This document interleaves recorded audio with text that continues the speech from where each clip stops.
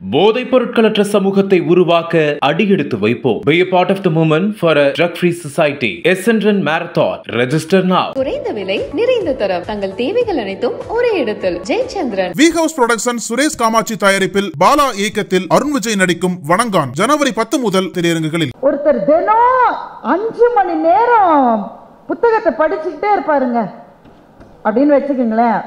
உங்க வீட்டில் யாரையும் அப்படி நீங்க விட மாட்டீங்க, அது வேற விஷயம். ஒருத்தர் படிக்கிறாருன்னு வைங்களேன், ஒரு நாளைக்கு 4 மணி நேரம் 5 மணி நேரம் படிச்சுட்டே இருப்பாருங்க என்றால் அவரை பற்றி என்ன சொல்லுவோம்? பெரிய அறிவாளிங்க அவர். ஒரு நாளைக்கு 4 hours 5 hours படிக்கிறாரு. ஒரு நபர் ஒரு நாளைக்கு 4 to 5 மணி நேரம் போனை பார்த்துக்கிட்டே இருந்தாக்க யாராவது அவர்களை அறிவாளி என்று சொல்லுவோம் அல்லது பொழுதை போக்குகிறவர் என்று சொல்லுவோமா?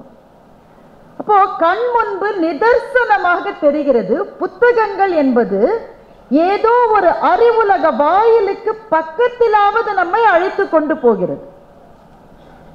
ஆனால் செல்பேசி என்பது நம்முடைய கவனத்தை தனக்குள்ளே ஈர்த்து கொண்டு தேவையில்லாத திசைகளில் நம்மை பயணிக்க வைக்கிறது என்பது நல்லா தெரிந்த பிறகும் போனையே நாம பார்த்துட்டு இருக்கோம்னா அது ஏன்னு அந்த கேள்விக்கு இவ்வளவு நாள் எனக்கு பதிலே கிடைக்கவில்லை.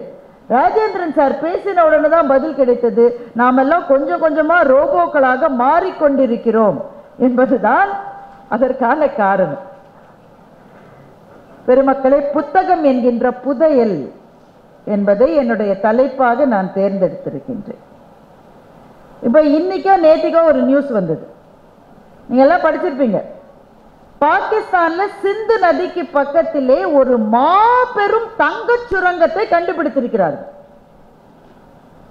பாகிஸ்தான் பொருளாதார நிலைமை அவ்வளவா சரியில்லாத ஒரு நாடு தான், ரொம்ப கஷ்டப்பட்டு இருக்கிற நாடு.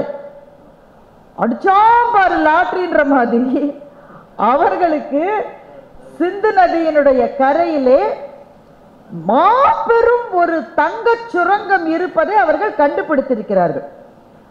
நூற்றுக்கணக்கான பில்லியன் டாலர் மதிப்புள்ள தங்கம் அங்கே இருக்கிறது என்பதை அவர்கள் கண்டுபிடித்திருக்கிறார்கள். அப்ப இவ்வளவு நாளாக நமக்கு அது அங்கேதான் இருக்கு, அது வேற எங்கே போல அங்கதான் இருக்கு.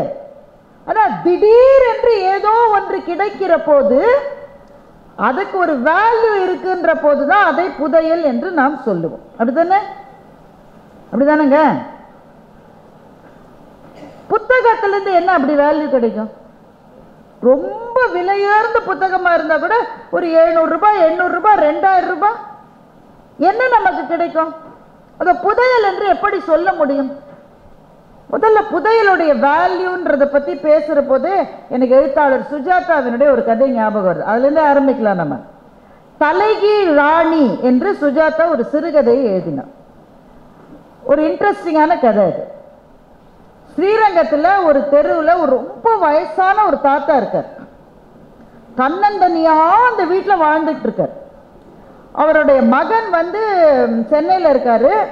அப்பாவை கூப்பிட்டு பாக்குறாரு, வீட்டை வித்துட்டு வந்துருப்பா, தன்னந்தனியா எதுக்குப்பா இருக்கன்னு கேட்க மாட்டேங்கிறார் தாத்தா. ஒரு நாள் மகன் என்ன பண்ணாரு, குண்டு கட்டாவே தன்னுடைய அப்பாவை தூக்கிட்டு போய் கார்ல உட்காத்தி வச்சு அவர் சென்னைக்கு கூட்டிகிட்டே போகணும்னு வீட்டை பூட்டுறதுக்குள்ள இவர் இன்னொரு கதவை திறந்து இறங்கி போய் திரும்ப வீட்டு திண்ணையில உட்காந்துட்டார். நீ என்ன வேணா செய்ய, நான் இங்க இருந்து வரமாட்டேன். மகன் வெறுத்து போய் இங்கேயே இரு, இந்த திண்ணையும் இந்த வீடும் தான் உனக்குன்னு சொல்லிட்டு மகன் போயிடுறார். இப்போ ஊரெல்லாம் பரபரப்பா என்ன பேச்சுன்னா, தாத்தா வீட்டுல புதையல் இருக்கு, அதனாலதான் அதை விட்டு கிளம்ப மாட்டேங்கிறார். இந்த காலத்துல மகன்கள் அப்பாக்களை வா என்று கூப்பிடுவது அரிதினும் அரிது. ஒரு மகன் குண்டு கட்டா தூக்கிட்டு போயும் ஒருத்தர் வரலன்னா ஒரு காரணம் இருக்கும். என்ன காரணம் தெரியுமா? வீட்டுல புதையல் இருக்கு. இவர் மாத்திரம் இல்ல, இவர் அப்பாவே 90 வயசு இருந்தாரு. 90 வயசு மட்டும் அவரும் வீட்டுல புதையல் எங்க இருக்குன்னு இடிச்சு இடிச்சு இடிச்சு பார்த்தாரு, கிடைக்கல. இப்ப அவர் விட்டு போன பணியை மகன் தொடருகிறார். மகனுக்கே இப்ப 90 வயசு ஆக போகுது. புதையல் கிடைக்கிற மட்டும் கிழவனா கிளம்ப மாட்டாருன்னு ஊர்ல பேச்சாரு. ஊர்ல இருக்கிற பேச்சு நெருப்பில்லாம புகையுமாங்க. அதில் உண்மை இருக்குன்னு நிரூபிக்கிற மாதிரி திடீர்னு ஒரு நாள் ஒரு வெள்ளைக்காரன் வந்து அந்த வீட்டில் வந்து இருக்கார். உடனே ஊரெல்லாம் பரபரப்பாயிருச்சு. வெள்ளைக்காரரெல்லாம் கூட்டிகிட்டு வந்துட்டாரு. வீட்டில் ஏதோ நடக்க போகுது. அந்த வெள்ளைக்காரன் நிறைய எக்யூப்மெண்ட்ஸோடு வந்திருக்காரு. ஏன்னா வெளியிலேருந்து ஆளை கூப்பிட்டு வீட்டை தோண்ட வைக்கிறதுக்கு தாத்தாக்கு இஷ்டம் இல்லை. தன் கண்ணுக்கு படாமல் அவர் கண்ணுக்கு பட்டுருச்சுன்னா அவர் எடுத்துகிட்டு போயிடுவார் தானே. அதனால் வெள்ளைக்காரர் ஒரே ஒரு ஆளாக வந்து பலவிதமான எக்யூப்மெண்ட்ஸை வச்சு வீட்டை தோண்ட ஆரம்பிக்கிறார். ஊரில் இருக்கிற யாரையும் அண்ட விட மாட்டேங்கிறார் தாத்தா, எல்லாரையும் விரட்டுறார். இதுதான் சுஜாதா எழுதுகிற கதை. வெள்ளைக்காரர் பலவிதமான எக்யூப்மெண்ட்ஸை வச்சு தோண்டி தோண்டி தோண்டி பார்க்கும்போது ஒரு இடத்துல டங்குன்னு சத்தம் கேட்குது. உடனே பரவசம் ஆயிடுறாங்க எல்லாரும். கிழவனார் கண்ணில் தனித்தனியாக கொட்டுது. நான் சொன்னேனே, யாராவது நம்பினீங்களா? இருக்கு, எனக்கு தெரியும், அந்த இடத்துல இருக்கு. அப்புறம் மண்ணெல்லாம் இது பண்ணிட்டு ஆழத்துலேருந்து ஒரு பொட்டி இருக்கு. உண்மையிலேயே ஊரில் இருக்கிற எல்லா சாமியும் வேண்டிக்கிட்டு நடுங்குகிற கைகளோடு கிழவனார் திறக்கிறார். அப்போ கூட வெள்ளைக்காரர் அதுக்கப்புறம் திறக்க விடலை, இவர் தான் திறக்கிறார். நடுங்குகிற கைகளோடு திறந்தா உள்ள ஒரே ஒரு வெள்ளை கவர் இருக்கு. ஒரு என்வெலப் இருக்குல்ல, ஒரே ஒரு கவர் இருக்கு. இவர் என்ன நினைக்கிறாரு? தங்கமா காசு இருக்கும், வைரமாலையா இருக்கும், என்னென்னவோ ரத்னமும் மரகதமும் மாணிக்கமும் வைடூரியமும் கொட்டி கிடக்குதுடா சாமி. ஒரே ஒரு வெள்ளைக்கவர். வெள்ளைக்கவர்ல என்னடா வச்சிருப்பீங்க? செக்கு எழுதி வச்சிருந்தா கூட காலாவதியா இருக்குமேயா. எடுத்து பார்த்தா வெள்ளைக்கவருக்குள்ள எதுவுமே இல்லை. ஒரே ஒரு சின்ன ஸ்லிப் இருக்கு, ஒரு குறிப்பு மாதிரி, தலைகீழ் ராணின்னு எழுதியிருக்கு. அவ்வளவுதான். தாத்தா சொல்றாரு, இது ஒரு க்ளூ, இந்த க்ளூவை வச்சு கண்டுபிடிங்க. வெள்ளைக்காரர் சொல்லி, இனிமே என்னால் தோண்ட முடியாது, இதுதான் க்ளூக்கே இவ்வளோ போனோம்னா நான் இன்னும் எவ்வளோ தேட வேண்டியது. தேடி தேடி பார்க்குறாங்க. அந்த தலைகீழ் ராணின்ற சொல்ல வச்சு எதையுமே உங்களால் யோசிக்க முடியல. ராணி தலைகீழாக இருப்பாள், ராணி நேராக தானேங்க இருக்கும். தலைகீழாக என்ன ராணி இருக்கும்? தலைகீழ ராணி இருக்கிற ஒரே இது சீட்டுக்கட்டில் தான் ஒரு ராணி தலைகீழாக இருக்கும். இது தவிர எங்கேயுமே தலைகீழாக இருக்காது. சீட்டுக்கட்டில் ஏதாவது க்ளூ இருக்கு. தேடி தேடி பார்த்து சலிச்சு போய் வெள்ளைக்காரர் சொல்கிறாரு, சார் ஒரு வேளை இருந்திருக்கலாம், இப்போ எதுவும் இல்லை, அதனால நம்ம கிளம்பிடலாம், இனிமே எதுவும் கிடைக்காதுன்ற முடிவுக்கு எல்லாரும் வந்துடுறாங்க. தாத்தாவும் மனசு உடைஞ்சு போயிட்டார். வீட்டை யாருக்கோ விற்கிறதா டிசைட் பண்ணிட்டு வீட்டை கடைசியாக ஒரு முறை பார்த்துட்டு போகிறேன், இனிமே எனக்கு புதையலும் கிடைக்காது, ஒன்றும் கிடைக்காது. எங்கள் அப்பா ஒரு குறிப்பை எழுதி வச்சிருக்காரு, அந்த கடிதத்தை கிழிச்சு போட்டாதான் எனக்கு ஆத்திரம் அடங்கும்னு சொல்லி அந்த ஒயிட் கவர் இருந்தது இல்லை, அதில் ஒரு ஸ்டாம்ப் வேற ஒட்டி இருக்கு. அந்த ஒயிட் கவரை கிழிச்சு அங்கே போகிற குப்பை தொட்டியில் ஒரு குப்பை வண்டி போயிட்டு இருக்கு, அதில் போட்டுட்டு தாத்தா கிளம்பிட்டார். வெள்ளைக்காரரும் கிளம்பிட்டார். ஆனால் வெள்ளைக்காரருக்கு மனசு கேட்கல. எதுவும் இருக்கு, எதையும் மிஸ் பண்ணுறோம், நம்ம எதையும் மிஸ் பண்ணுறோம். தலைகீழ் ராணினா என்ன? தலைகீழ் ராணினா என்ன? திடீர்னு ஃப்ளாஷ் அடிக்குது அவருக்கு. அந்த ஒரு ஒயிட் என்வெலப் இருந்ததில்ல, அதை ஒரு ஃபோட்டோ எடுத்து வச்சிருக்காரு. அந்த ஃபோட்டோவை பார்க்குறாரு. அந்த வெள்ளை என்வெலப்பில் ஒரு ஸ்டாம்ப் ஒட்டி இருக்குல்ல, பழைய கால ஸ்டாம்ப்பு. ஏன்னா இவருடைய தாத்தாவுக்கு தாத்தா உபயோகிச்ச ஸ்டாம்ப் அது. அந்த ஸ்டாம்ப்பு பழசா இருக்கு. நல்லா ஜூம் பண்ணி பார்க்குறாரு. அந்த ஸ்டாம்பில் எலிசபெத் ராணியினுடைய படம் இருக்கிற ஸ்டாம்ப் அது. ஆனால் அந்த ராணியினுடைய படம் தலைகீழாக அச்சிடப்பட்டிருக்கிறது. இதில் ஸ்டாம்பில். உடனே போய் கூகுள் சர்ச் பண்ணி பார்க்குறாரு. அப்போதுதான் தெரிகிறது, தவறுதலாக பிரிண்ட் பண்ணப்பட்ட ஸ்டாம்புக்கு பல $1 மில்லியன் மதிப்புள்ள மார்க்கெட் இருக்கான். அதுவும் ராணியினுடைய ஸ்டாம்பை தவற அச்சிட்டாங்கனாக்க அதெல்லாம் கலெக்ட் பண்றதுக்கு ஒரு கோஷ்டி உலகத்தில் இருக்கு. அவர்கள் இப்ப அவர் தேடி பார்க்கிறாரு, எவ்வளவு ஸ்டாம்ப் அச்சிட்டாங்க, தலைகீழ அச்சிட்டாங்க. அவங்களெல்லாம் அநேகமா ராணி கழுவுல ஏற்றிருக்கும்னு நினைக்கிறேன். அந்த காலத்துல தலைகீழ அச்சிடப்பட்டது எவ்வளவு ஸ்டாம்ப்னா வெரி ஃபியூ, 10 15 அதுக்குள்ள நிறுத்திட்டாங்க. தலைகீழ அச்சிடும். அந்த 15 வச்சிருக்கிறவெல்லாம் இன்னைக்கு மில்லியனர். அதுல ஒரு ஸ்டாம்ப் நம்ம தாத்தாவுக்கு கிடைச்சு அதை அவர் ஒரு என்வெலப்பில் ஒட்டி தலைகீழ் ராணின்னு குறிப்பு வச்சுட்டு தான் அவர் போய் சேர்ந்திருக்காரு. நம்மால தான் கண்டுபிடிக்க முடியலன்னு வெள்ளைக்காரர் கண்டுபிடிச்சு உடனே ஃபோன் பண்றாரு. யாருக்கு? தாத்தா கார்ல போயிட்டு இருக்காருல்ல, தாத்தாவுடைய டிரைவருக்கு ஃபோன் பண்ணி, எங்க கீழ்ச்சி போட்டாரு தாத்தாட்ட கேளு. தாத்தா கேளு, எங்கேயோ கீழ்ச்சி, அங்க ஒரு குப்பை வண்டி போயிட்டு இருந்தது, அதுல கீழ்ச்சி, அந்த குப்பைக்காரரை கண்டுபிடின்றாரு வெள்ளைக்காரர். உடனே ஊர் முழுக்க ஃபோன் பண்ணி கலெக்டர்ல இருந்து அந்த கார்பரேஷன் அதிகாரிகள்ல இருந்து தாத்தாவிலிருந்து, தாத்தா பையன்லேருந்து, வெள்ளைக்காரர்லேருந்து அத்தனை பேரும் ஒரு குப்பை வண்டிக்காரரை தேடி போனார்கள் அப்படின்னு கதையை முடிச்சிட்டார் சுஜாதா. நம்ம குப்பைக்காரர்னு சொல்றோம்ல, குப்பையை போடுறவங்க குப்பைக்காரரா, குப்பையை எடுக்கிறவர்கள் குப்பைக்காரர்களா? குப்பையை எடுக்கிறவங்கள நாம குப்பைக்காரன்னு சொல்லிட்டு இருக்கோம், போடுறவங்க தானே குப்பைக்காரங்க. அந்த சகோதரரை அது மட்டும் யாரும் மதிச்சிருக்க மாட்டாங்க. அவர் அந்த சைடு வந்தா கூட தள்ளி போப்பான்னு சொல்லியிருப்பாங்க. இன்னைக்கு ஸ்ரீரங்கம் ஊரே அவரை தேடி போச்சுன்னு கதையை முடிச்சிட்டாரு சுஜாதா. இப்போ அந்த புதையல் கிடைச்சுதா இல்லையா? குப்பை வண்டியை ஓட்டி செல்கிற சகோதரரை பார்க்க முடிஞ்சுதா, பார்க்க முடியலையா? பார்க்க முடிஞ்சாலும் இவர் கசக்கி போட்ட காகிதம் கிடைச்சுதா, கிடைக்கலையா? அப்படியே கிடைச்சாலும் அதுல இருக்கிற ஸ்டாம்ப் சேதாரமாகாமல் இருந்ததா இல்லையா? அப்படியே அது நல்லா இருந்தாலும் அதை பிரித்தெடுத்து விற்று தாத்தாவுக்கு புதையல் கிடைச்சுதா, கிடைக்கலையா? இந்த கேள்வி எதற்கும் எழுத்தாளர் சுஜாதா பதில் சொல்லவில்லை. நமக்கு என்ன விருப்பமோ அந்த விடையை fill in the blanks மாதிரி நாமே போட்டுக்கலாம். தலைகீழ் ராணி என்ற கதையிலே அவ்வளவு காலம் அந்த புதையலின் மீதுதான் அந்த தாத்தா இருந்து கொண்டிருந்தார். அது மேலே தான் இருந்தார், ஆனா அது தெரியல. அதே ஒரு கதையாக சொல்லுவார்கள். ஒரு பிச்சைக்காரர் ஒரே இடத்துல இருந்து ஒரு ஊர்ல ரொம்ப நாள் பிச்சை எடுத்தாராம். யாராவது 50 பைசா போடுங்க, 1 ரூபாய் போடுங்க, 2 ரூபாய் போடுங்கன்னு. ஒரு நாள் அவர் இறந்து விட்டார். சரி, இவ்வளவு நாளா ஊர்ல இருந்த பிச்சைக்காரர் இறந்துட்டாரு, நம்ம கௌரவமா ஒரு அடக்கம் பண்ணிடலான்னு அவர் உட்கார்ந்து இந்த இடத்தையே தோண்டினாங்களாம். அதுக்கு கீழே ஒரு புதையல் இருந்துதான். அந்த புதையலின் மீது உட்கார்ந்து கொண்டுதான் அது தெரியாமல் அந்த பிச்சைக்காரர் அவ்வளவு நாள் 20 வருஷம் பிச்சை எடுத்திருக்காரு.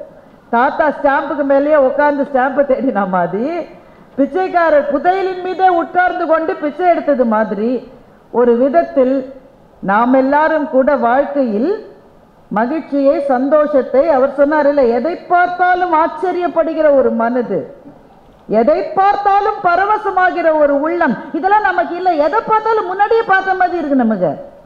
இதுல என்ன இருக்குன்னு தோன்றுகிறது. இந்த மாதிரியான மனது வேண்டும் என்று தேடி அலைகிறோமே, அதை தருகிற புத்தகங்கள் நம்மை சுற்றி இருந்தாலும் அந்த புத்தகத்தை பார்க்காமல் போனுக்குள்ளே ஒரு வாழ்க்கையை தேடிக்கொண்டிருக்கிற நாமெல்லாம் சுஜாதாவின் தலைகீழ் ராணி கதையில் வருகிற தாத்தாவாகவோ புதையலின் மீதே உட்கார்ந்து கொண்டு யாசகம் செய்து கொண்டிருந்த பிச்சைக்காரர் போலோதான் நாம் இப்போது வாழ்ந்து கொண்டிருக்கின்றோம். இப்பதான் ஒரு மாதிரி டியூன் ஆகி வந்திருக்கீங்க. நண்பர்களே, புத்தகம் ஏன் புதையல்? புதையல்னா there must be some value. என்ன மதிப்பு அதுக்கு? ஒரு வார்த்தை, ஒரு வாசகம், ஒரு கவிதை, ஒரு கதை, ஒரு நூல், இது எதுவுமே ஒருவரினுடைய வாழ்க்கைக்கு புதையலாக முடியும். இது எல்லாமே புத்தகத்துல தான் இருக்கு. இது எதுவும் ஒரு வாழ்க்கைக்கான புதையலாக முடியும். எது புதையல்? நீங்க கடையில போட்டு ஒரு காசு கொடுத்து வருவது அல்ல புதையல்.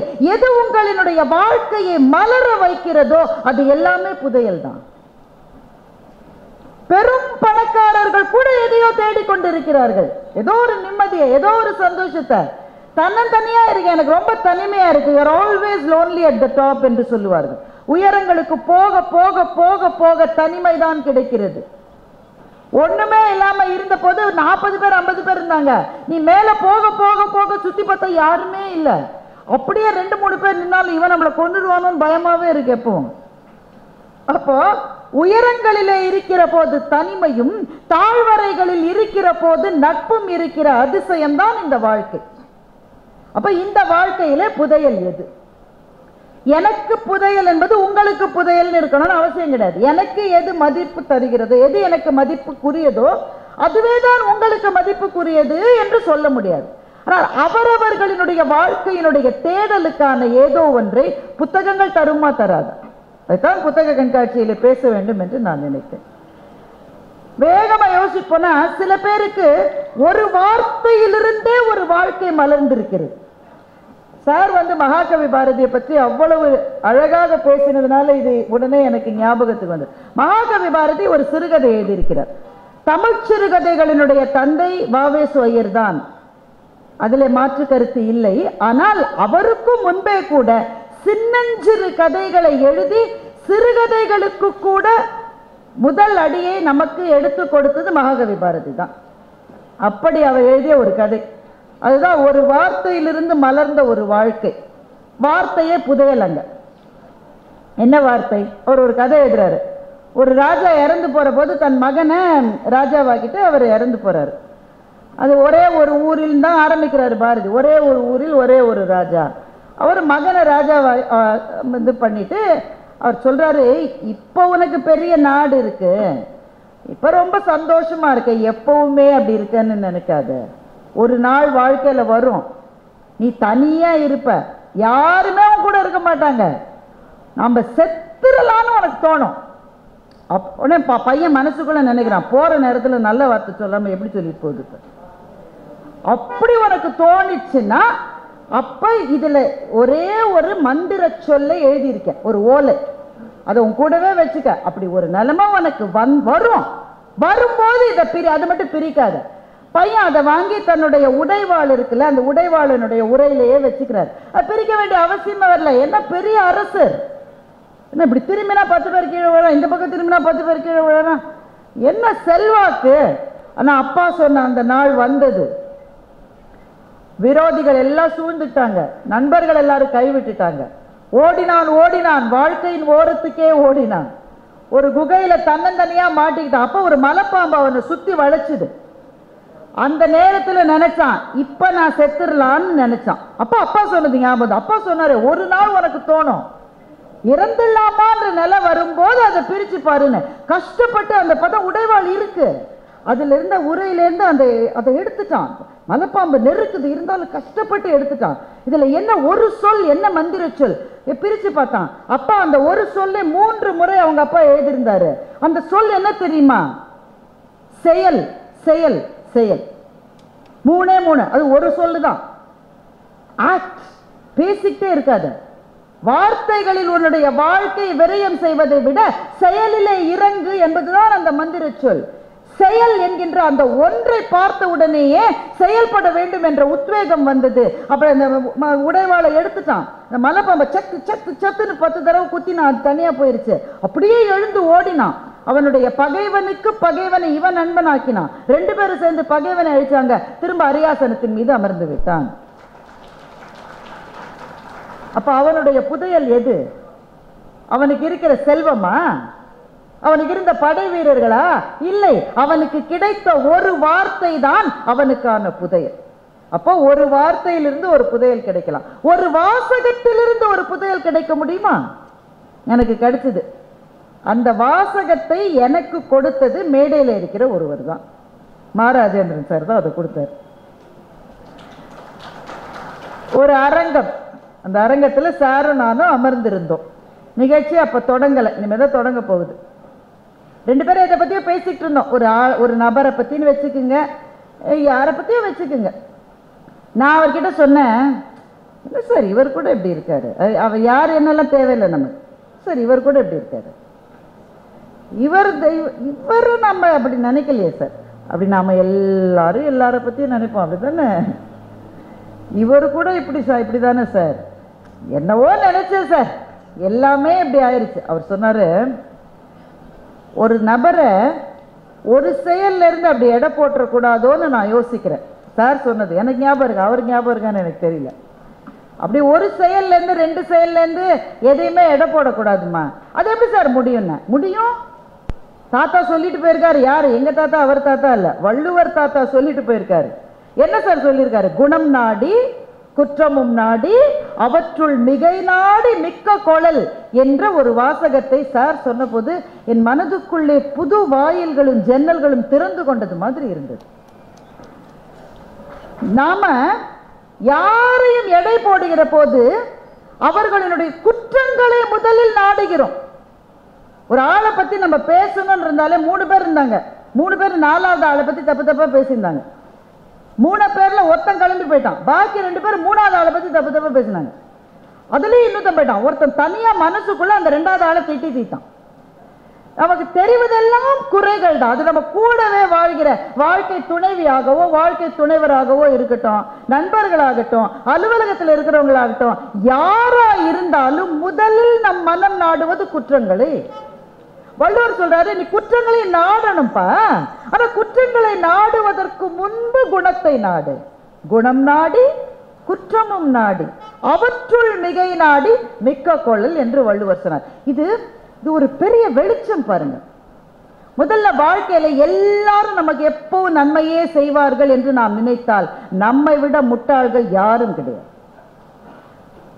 எல்லாருக்கும் நான் நல்லதே செஞ்சிருக்கேன், முதல்ல அதுவே போய் நீ எல்லாருக்கும் நல்லது செய்யல, போற போக்கில் அங்கங்க குத்திட்டு தான் போயிருக்க நீ. ஆனா நம்ம பத்தி நாமே என்ன நினைச்சுப்பாங்க, நான்லாம் எவ்வளவு நல்ல ஆளு தெரியுமா, எனக்கு ஏன் இப்படி வந்தது, ஏன் உனக்கு அப்படி வரக்கூடாது என்பதுதான் அதற்கான பதில்.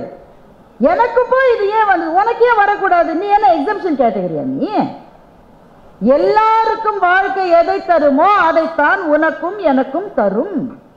அதை தருகிற போது அது தந்த வாழ்க்கையை சபிப்பதை விட்டுவிட்டு அதே வாழ்க்கை எனக்கு எவ்வளவு நன்மைகளை தந்திருக்கிறது என்று யோசிப்பது கூட குணம் நாடி குற்றமும் நாடி அவற்றுள் மிகை நாடி மிக்க கொள்ளல். இந்த கொள்ளல்ன்ற வார்த்தையே ரொம்ப சுவாரஸ்யமான வார்த்தை. கொள்ளல்னா என்ன அர்த்தம்? என்னை பொறுத்தவரை அக்செப்ட். நிறைய பேர் அவங்க வாழ்க்கை துணைவியை பற்றியோ துணைவரை பற்றியோ நீங்க கூப்பிட்டு கேட்டீங்கன்னா ஒரு குறை அழாம விடவே மாட்டோம். முன்னாடிலாம் ஒரு 50 வயசுக்கு மேல இருக்கிறவங்க தான் அப்படி குறை சொல்லுவாங்க. இப்பெல்லாம் கல்யாணம் ஆன நாளுக்கு அடுத்த நாள் கேட்டாலே குறை சொல்றோம். கல்யாணத்துக்கு முன்பே குறை சொல்றோம். திருமணத்துக்கு நிச்சயதார்த்தம் பண்ணி கல்யாணத்துக்கு 2 மாசம் இருக்கும், அதுக்குள்ள பிரேக்கப் ஆயிடும். இன்னும் கல்யாணமே ஆலியடா, அதுக்குள்ள எப்படிடா பிரேக்கப்னா, ஒரு 4 தடவை பேசினேன் நமக்கு செட் ஆகாதுன்ற. என்ன காரணம் தெரியுமா? குற்றங்களை நாடுகிற மனம் குணங்களை நாட மாட்டேன் என்கிறது. அப்போ நீங்க ஒருவரை அசஸ் பண்ற போது, வாழ்க்கை துணைவராக இருக்கலாம், பிள்ளைகளா இருக்கலாம், கூட வேலை செய்யறவங்களா இருக்கலாம், பார்ட்னர்ஸா இருக்கலாம், யாரையும் அசஸ் பண்ற போது முதலில் நீங்கள் சொல்லிக் கொள்ள வேண்டியது, அவங்கள்ட்ட நல்ல விஷயமே இல்லையா, நல்ல ஆஸ்பெக்ட்ஸே இல்லையா அவங்க கிட்ட. அப்படி யோசித்தால் தான் தெரியும் எவ்வளவு நல்ல விஷயங்கள் இருக்கிறது என்று. குணத்தை நாடி குற்றத்தையும் நாடி இதுல எது ஜாஸ்தியா இருக்குன்னு பாருன்னு சொன்ன வள்ளுவர் கடைசியில் சொன்னார், மிக்க கொள்ளல். எது அதிகமா இருக்கோ அதை அதோட வாங்கிக்க. நீ அது அப்படித்தான் இருக்கும், திருத்தலாம் முடியாது ராஜா, அது அப்படித்தான் இருக்கும். நீ ரெண்டுத்தையும் அசஸ் பண்ணிக்கோ, வாங்கிக்கோ. இது மட்டும் பரவாயில்ல, பக்கத்து வீட்டு பரமசிவத்தோட என் நிலைமை எவ்வளவோ பரவாயில்லன்னு நினைச்சுக்கிட்டா உனக்கும் கீழே உள்ளவர் கோடி நினைத்து பார்த்து நிம்மதி நாடுன்னு கண்ணதாசன் சொன்னதுபடி வாழ்க்கை மனிதர்களை அசஸ் பண்ற போது ஒன்ன மட்டும் என்ன வச்சுக்கோங்க, எல்லாம் பர்ஃபெக்டா இருக்கு. இந்த இடத்துல இந்த வெளிச்சம் இருக்கு பாருங்களேன், எதுக்கு வெளிச்சம் போட்டிருக்காங்க? நம்ம ஒருவர் முகம் ஒருத்தருக்கு தெரியணுன்றதுக்காக இந்த வெளிச்சம் போட்டிருக்காங்க. ஆனா இந்த வெளிச்சமே மிக அதிகமாக இருந்தால் நம்மால யாரையுமே பார்க்க முடியாது. வெளிச்சத்துக்கு நடுவிலே இருக்கிற நிழல்கள் தான் வெளிச்சத்துக்கான மரியாதையே கொடுக்கிறது. அப்படித்தான் வாழ்க்கையும். வெறும் நல்ல விஷயங்கள் மாத்திரமே இருந்தால் அந்த வாழ்க்கையில ஆக்டிவிட்டி இருக்காது, சுவாரஸ்யமும் இருக்காது. இருளும் நிழலும் ஒளியும் கலந்து இருப்பதுதான் நல்ல பார்வையை தருகிறது என்பது போல மனிதர்கள் எல்லாம் கலந்துதான் இருப்பார்கள் என்பதை முதலிலே வாங்கிக் கொள்ள வேண்டும் என்பது ஒரு வாசகம். அந்த வாசகத்தை சொன்னது திருக்குறள். அதை சரியான நேரத்திலே எனக்கு நினைவுறுத்தியதற்காக மாராஜேந்திரன் சார் அவர்களுக்கு இந்த மேடையில் திரும்பவும் என்னுடைய நன்றியை சொல்லிக் கொள்கின்றேன்.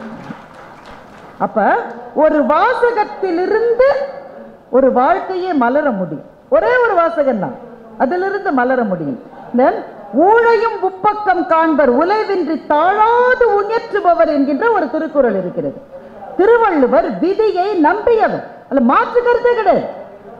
ஊழ் என்று ஒரு அதிகாரத்தையே எழுதியவர், ஒரு முழு அதிகாரத்தை ஊழுக்காக கொடுத்தவர். சரி, அதுக்குன்னு விதின்னு நீ முயற்சி எடுக்காம இருக்காத ராஜா. ஊழையும் உப்பக்கம் காண்பர் உலைவின்றி தாழாது உயற்றுபவர் என்கின்ற ஒரே ஒரு வாசகத்தினால் எத்தனை வாழ்க்கைகள் மலர்ந்திருக்கின்றன என்பதை யோசித்து பாருங்க. அருணிமா சின்ஹாவை பற்றி நீங்கள் கேள்விப்பட்டிருக்கீங்களா? இந்த இது வந்துகிட்டே இருக்கு சார், இதை ஒன்றும் நிறுத்த முடியாது. அதை பேச்சாளர்களுக்கு எவ்வளவு பிரச்சனைகள் பாருங்க. முதல்ல நீங்களாம் வரணும், வந்து கேட்கணும். நீங்க இந்த கேமராவுக்கு பின்னாடி இருக்கிறவங்கெல்லாம் என்னை கவனிக்கிறாங்களான்னு நான் இங்கேருந்து பார்த்துக்கிட்டே இருக்கணும். ஏன்னா கேமராக்கள் அப்படியே திரை போல் இருக்கு. இதில் உணவகம் நல்ல வேளை நேராக இல்லை. போன முறை நேர உணவகம் இருந்தது. பாதி பேர் அங்கேயுமா பார்த்துட்டு இருந்தான். மசாலா தூள் தீர்ந்து போச்சுன்னா என்ன பண்ணுறதுன்னே பயந்துக்கிட்டே சில பேர் கேட்டுட்டு இருந்தாங்க. இதில் இவங்க வேறு. சரி, ஓகே, என்ன செய்வது? அவங்களுடைய வேலையை அவங்க பார்க்கணும், நம்ம வேலையை நம்ம பார்க்கணும். அருணிமா சின்ஹாவை பற்றி கேள்விப்பட்டிருப்பீர்கள். அருணிமா சின்ஹா உத்தரப்பிரதேசத்தில் இருந்த ஒரு இளம் பெண். அவங்களுக்கு கனவு என்பதே போலீஸ் வேலைக்கு போகணுன்றது தான். போலீஸ் வேலை கிடைச்சிருச்சு. அவங்களுக்கு கையில் அப்பாயின்மெண்ட் ஆர்டரோடு ட்ரெயினில் ஏறி வேலையில் சேர்றதுக்காக போயிட்டு இருந்தாங்க. போகிற இடத்தில் அவங்க ரொம்ப வறிய குடும்பத்தை சேர்ந்தவங்க. அவங்களுக்கு இருந்த ஒரே சொத்து அவங்க அம்மா ஒரு தங்கச்சங்கிலி பண்ணி போட்டிருந்தாங்க. அது ஒன்று தான் கழுத்தில் இருந்தது. அந்த சங்கிலியை பறிக்கிறதுக்கு யாரோ முயற்சி பண்ணியிருக்காங்க. அருணிமா சின்ஹா போராடி இருக்கிறார். ஏன்னா போலீஸ் வேலைக்கு போயிட்டு இருக்கிற போது தங்கச்சங்கிலி திருட்டு கொடுத்துட்டு போய் போலீஸ் வேலைக்கு சேர முடியாது தானே சார். அதனால போராடி இருக்காங்க. இவங்க போராடின உடனே அந்த கும்பலுக்கு அது வெறியாயிருச்சு. அந்த சங்கிலியை பறிச்சுட்டு அவங்க அப்படியே ட்ரெயின்லேருந்து வெளியில் தள்ளிட்டாங்க. அவர்களுடைய நேரம் பாருங்க, பக்கத்தில் இன்னொரு ட்ரெயின் ட்ராக் இருக்கு. கரெக்டாக அந்த ட்ராக்ல போய் விழுந்துட்டாங்க. எழுந்திருக்க முடியல. அவங்க எழ முயற்சி செய்வதற்குள் அந்த ட்ராக்ல ஒரு ட்ரெயின் வந்து அவங்க கால் அப்படியே ஒன்றும் இல்லாமல் கூழா போச்சு கால். போலீஸ் வேலைக்கு போகிற செயல் சின்ன பொண்ணு சார். ஒரு கனவு அந்த இடத்துல கூழானது.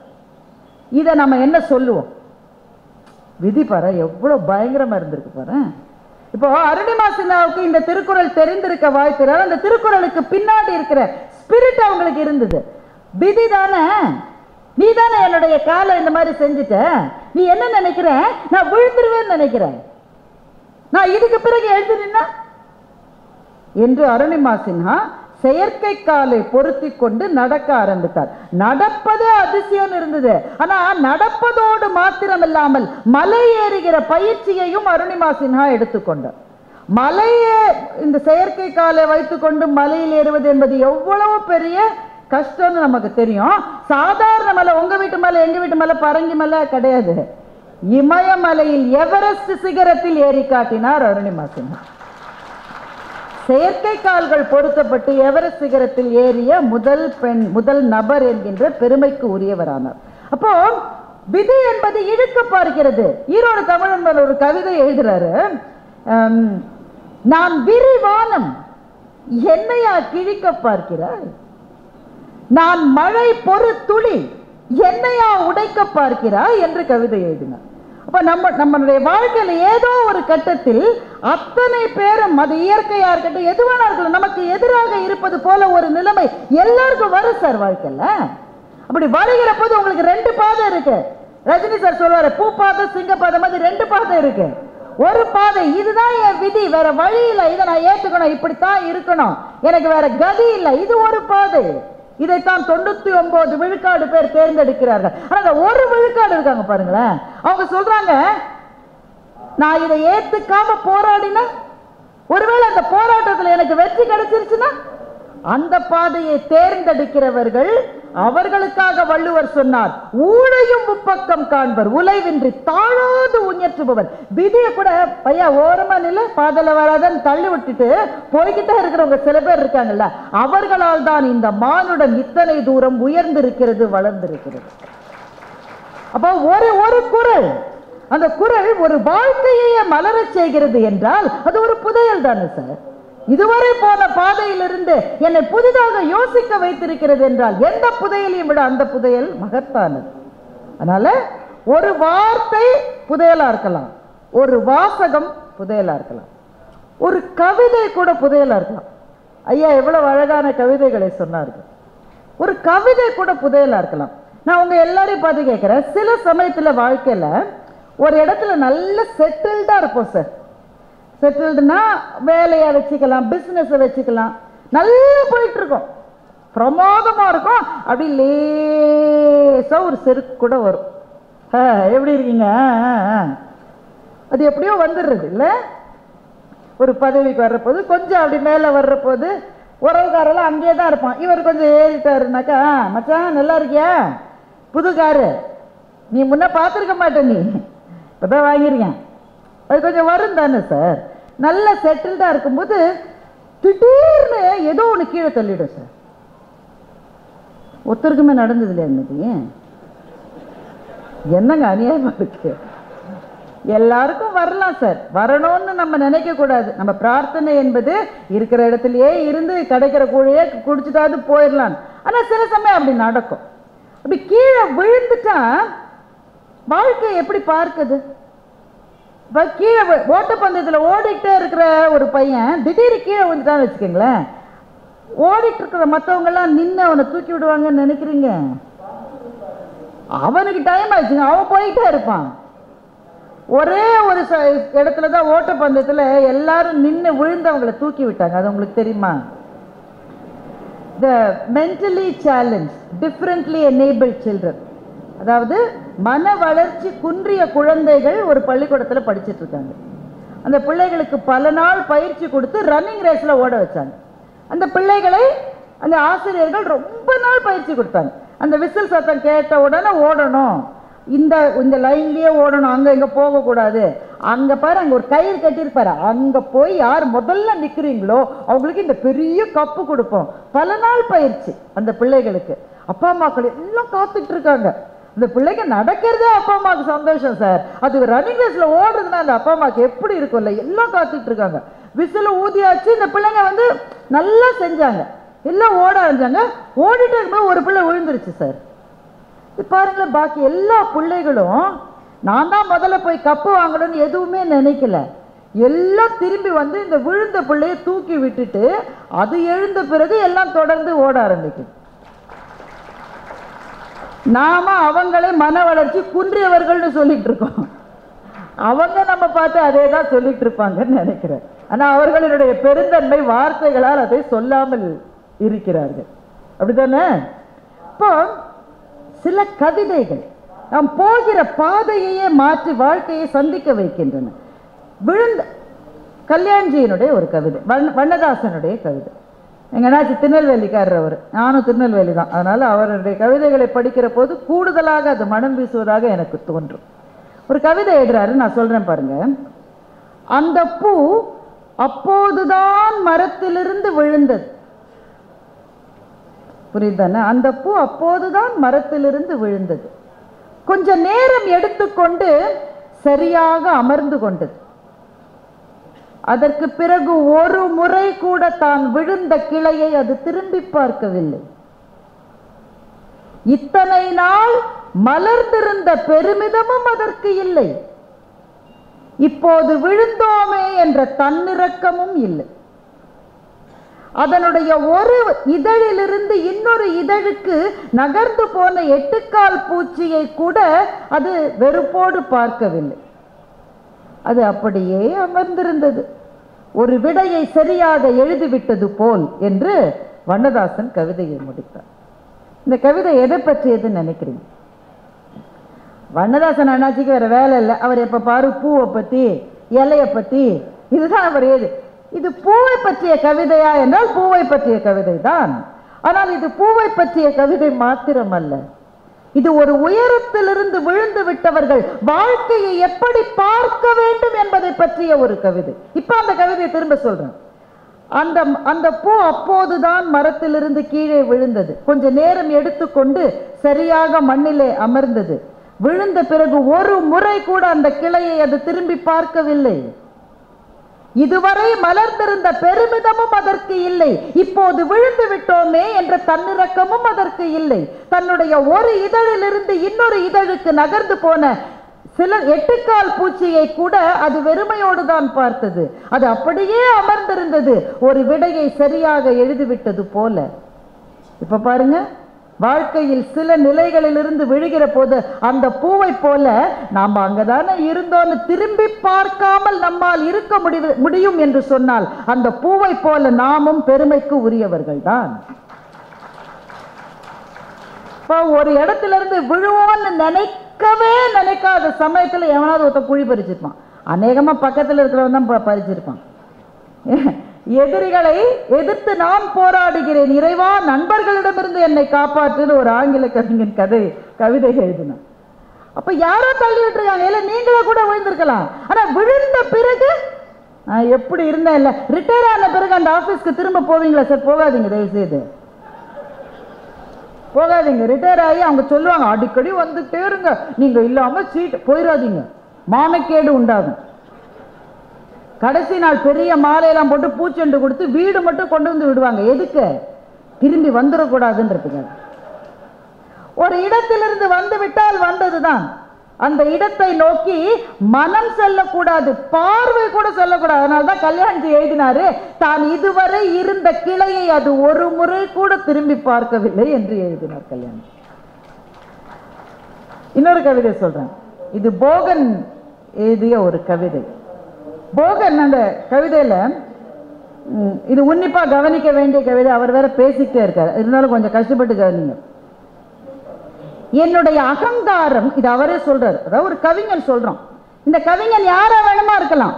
இந்த கவிஞன் திருநாவுக்கரசராக இருக்கலாம், இந்த கவிஞன் கம்பனாக இருக்கலாம், திருத்தக்க தேவராக இருக்கலாம், பாரதியாக இருக்கலாம், பாரதிதாசனாக இருக்கலாம், யாரா வேணா இந்த கவிஞன் இருக்கலாம். ஆனா அத்தனை கவிஞர்களாகவும் நின்று கொண்டு கவிஞர் போகன் இந்த கவிதையை எழுதுகின்றார். என்னுடைய அகங்காரம் என்னுடைய படிப்பில் இருந்தோ என்னுடைய எழுத்தில் இருந்தோ வந்ததல்ல என்றே நண்பனிடம். புரியுதுதானே? இது அந்த கவிஞன் சொல்றான். கவிஞர்கள் எல்லாமே ஒரு கெத்தா தானே இருப்பாங்க இல்ல?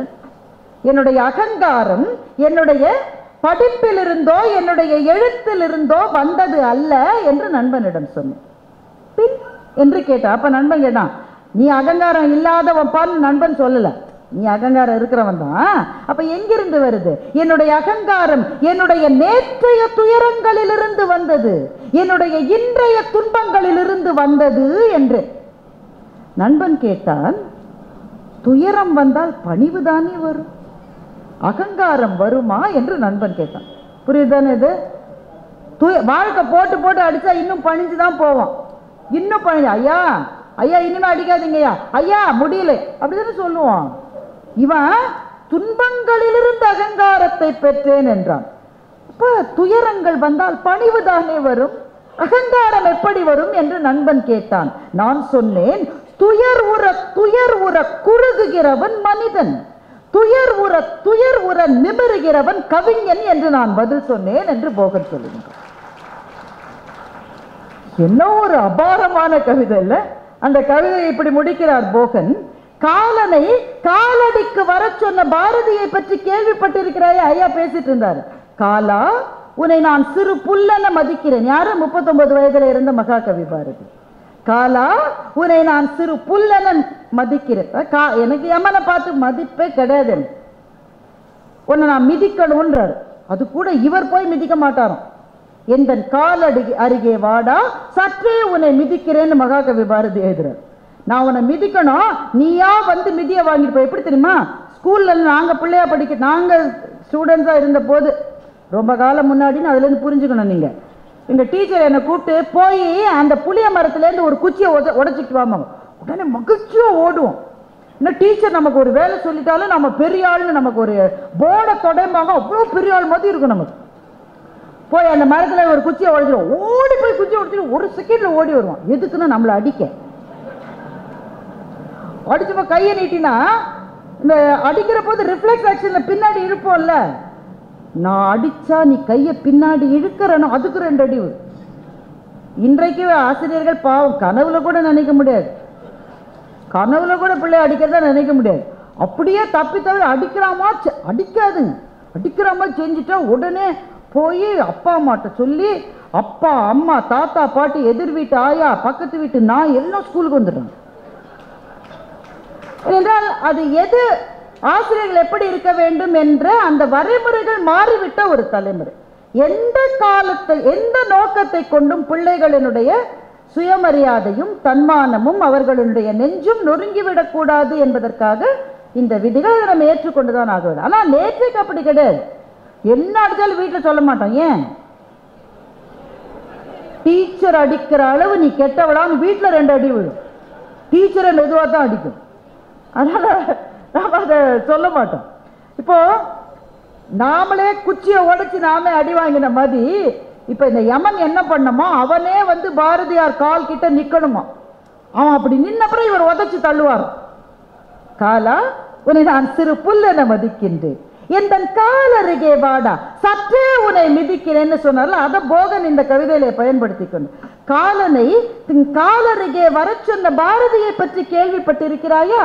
அந்த கவிதையை எழுதிய போது அவன் கையில் காலனா காசு கூட கிடையாது என்று போகன் கவிதையை முடிக்கின்றார். அப்ப கால காலங்களாக கவிஞர்களை, சிந்தனையாளர்களை, புத்தக சிற்பிகளை இந்த சமூகம் எப்படி நடத்தி இருக்கிறது என்றால் ஒரு கொடுங்கோல் தன்மையோடு தான் நடத்தி இருக்கிறது. மன்னவனும் நீயோ வளநாடும் புனதோ உன்னை நினைத்தோ தமிழை ஓதினேன் என்று கம்பன் சொன்னான். யாரு பாற்றனோ அதுவரை அவரை யாரு காப்பாற்றி வந்தார்களோ அல்லது அவனுடைய கவிதைக்கு இடம் கொடுத்தார்களோ அந்த சோழ மன்னனை பார்த்து தான் கம்பன் இதை சொன்னான். அப்ப என்னுடைய கவிதைக்கு, என்னுடைய கவித்திறனுக்கு ஒரு குறைவு வந்தது என்றால், உன்னை அண்டி பிழைக்கிறவன் போல என்னை நீ நடத்த ஆரம்பித்தால் அதற்கு பிறகு அந்த இடத்தில் நான் நிற்க மாட்டேன் என்ற கவிஞர்களால் தான் தமிழ் இன்றைக்கு இத்தனை தூரம் வளர்ந்திருக்கிறது. அப்ப இந்த ரெண்டு கவிதைகளையும் ரெண்டு எக்ஸ்ட்ரீம் நீங்க வச்சு பாருங்க. முதல் கவிதையில் வண்ணதாசன் ஒரு நிலையிலிருந்து விழுந்து விட்ட போது கூட மனச்சலனம் இல்லாமல் வாழ்கிற வாழ்க்கையை சொல்லுகிற கவிதை இந்த பக்கம். வாழ்க்கை உன்னை போட்டு எவ்வளவு அடிச்சு மிதிச்சாலும் நீ அந்த வாழ்க்கையை பார்த்து துயர் உற குறுகுகிறவன் மனிதன், துயர் உற நிமிருகிறவன் கவிஞன் என்று நிமிர்ந்து நின்ற கவிஞர்களை சொல்லுவது இந்த பக்கம் என்றால், இதற்கு நடுவிலே தான் தமிழ் கவிதை என்ற அந்த மகத்தான நெசவு நடந்து கொண்டே இருக்கிறது. அப்போ ஒரு கவிதையிலிருந்து எனக்கு ஒரு புதையல் கிடைக்குமா என்றால் கிடைக்கும். வாழ்க்கையை வாழ சொல்லி தருவது கவிதை. நம்ம எத்தனை பேர் கண்ணதாசன் எழுதி கிட்டத்தட்ட 40 ஆண்டுகளான அந்த கவிதை இப்போது கேட்டாலும் நிமிர்ந்து நிற்கின்றோம். மயக்கமா, கலக்கமா, மனதிலே குழப்பமா, வாழ்க்கையில் நடுக்கமா? இது மட்டும் சாதாரண வரிகளை யார் வேணா எழுத முடியும். அடுத்தவர் எழுதுறாரு, வாழ்க்கை என்றால் 1000 இருக்கும். இந்த வரி நமக்கு சொன்னது போலவே இருக்கு. நம்ம வாசல் தோறும் வேதனை இருக்கும், வந்த துன்பம் எதுவென்றாலும் வாடி நின்றால் ஓடுவதில்லை, எதையும் தாங்கும் இதயம் இருந்தால் இறுதி வரை நிம்மதி நிலவுன்னு சொல்றாரு கண்ணதாசன். என்றால் ஒரு கவிதை வாழ்க்கையே மாற்றி பார்க்கிற ஒரு பார்வையை கொடுக்க முடியுமா என்றால் கொடுக்க முடியும். அதுதான் கவிதையினுடைய சிறப்பு. அப்போ ஒரு சொல்லிலிருந்து ஒரு புதையல் கிடைக்கலாம், ஒரு வாசகத்திலிருந்து ஒரு புதையல் கிடைக்கலாம், ஒரு கவிதையிலிருந்து ஒரு புதையல் கிடைக்கலாம், ஒரு சிறுகதையிலிருந்து ஒரு புதையல் கிடைக்கலாம். எத்தனையோ சிறுகதைகள் நெஞ்சத்துக்குள் அலைமோதுகின்றன. இன்றைக்கு நான் சொல்ல போகிற சிறுகதை எழுத்தாளர் சூடாமணி அவர்களினுடைய ஒரு சிறுகதை. நம்ம இந்த வாழ்க்கையில நிறைய இழந்துட்டோம். சார் அதை ரொம்ப அழகாக படம் பிடித்து காட்டிக்கொண்டே வந்தார். எவ்வளவு இழந்து விட்ட வாழ்க்கை. யாரோ சொல்றாங்க என்ன சாப்பிடணும்னு, யாரோ சொல்றாங்க நீ it is time to stand அப்ங்குது. நம்மள ஏற்கனவே நான் நினைத்து தான் இருக்கேன். நீ இதை சாப்பிடு, நீ இதை செய்ய. இப்ப நீங்க சும்மா வாட்ஸ்அப் எடுத்து சும்மாவாது ஒரு 2-3 குரூப்ஸுக்கு அனுப்புங்களேன். அதான் ஏகப்பட்ட குரூப்ஸ் இருக்கேன். இந்த ஃபேமிலி குரூப்னு ஒரு கொடுமை எல்லாருக்கும் இருக்கும். கொடுமைகளெல்லாம் பெரிய கொடுமை அது. அதுல இந்த அம்மாக்கள் என்ன பண்ணுன்னா கம்பல் பண்ணி பிள்ளைங்களையும் ஃபேமிலி குரூப்ல சேர்க்கும். அம்மாக்களுக்கு என்ன தெரியாதுன்னா பிள்ளைங்கள்லாம் சேர்ந்து தனக்குள்ள ஒரு ஃபேமிலி குரூப் வச்சிருக்கோம். இந்த குரூப்ல நீங்க என்ன போஸ்ட் பண்ணாலும் பிள்ளைங்க அதை காரி துப்பி அவங்க தங்களுக்குள்ள பேசிப்பாங்க. சும்மா வாட்ஸ்அப் குரூப்ல போடுங்களேன், நம்ம எல்லாரும் சேர்ந்து ஸ்ரீலங்காவுக்கு ஒரு பயணம் போனால் என்ன அப்படின்னு சும்மா போடுங்களேன். போக வேண்டாம். நீங்க போட்டீங்கன்னா அதை போட்ட 2 மணி நேரத்துக்குள்ள நீங்க ஃபேஸ்புக்கு போனாலும் சரி, இன்ஸ்டாக்கு போனாலும் சரி, எதுக்கு போனாலும் சரி, ஸ்ரீலங்காவில் உங்களுக்கு சொர்க்கத்தை காட்டுகிற இடங்கள் இதெல்லாம். நீங்க ஸ்ரீலங்காவில் தங்க வேண்டிய, நான் ஒன்றும் சொல்லலையேப்பா. நான் என் மச்சான்கிட்ட பேசிட்டு இருந்தேன். நீ மச்சான்கிட்ட பேசினாலும், மாப்பிள்ளைகிட்ட பேசினாலும், மருமகள்கிட்ட பேசினாலும் நீ போன்கிட்ட தான் பேசிட்டு இருக்க. Your phone is listening to you.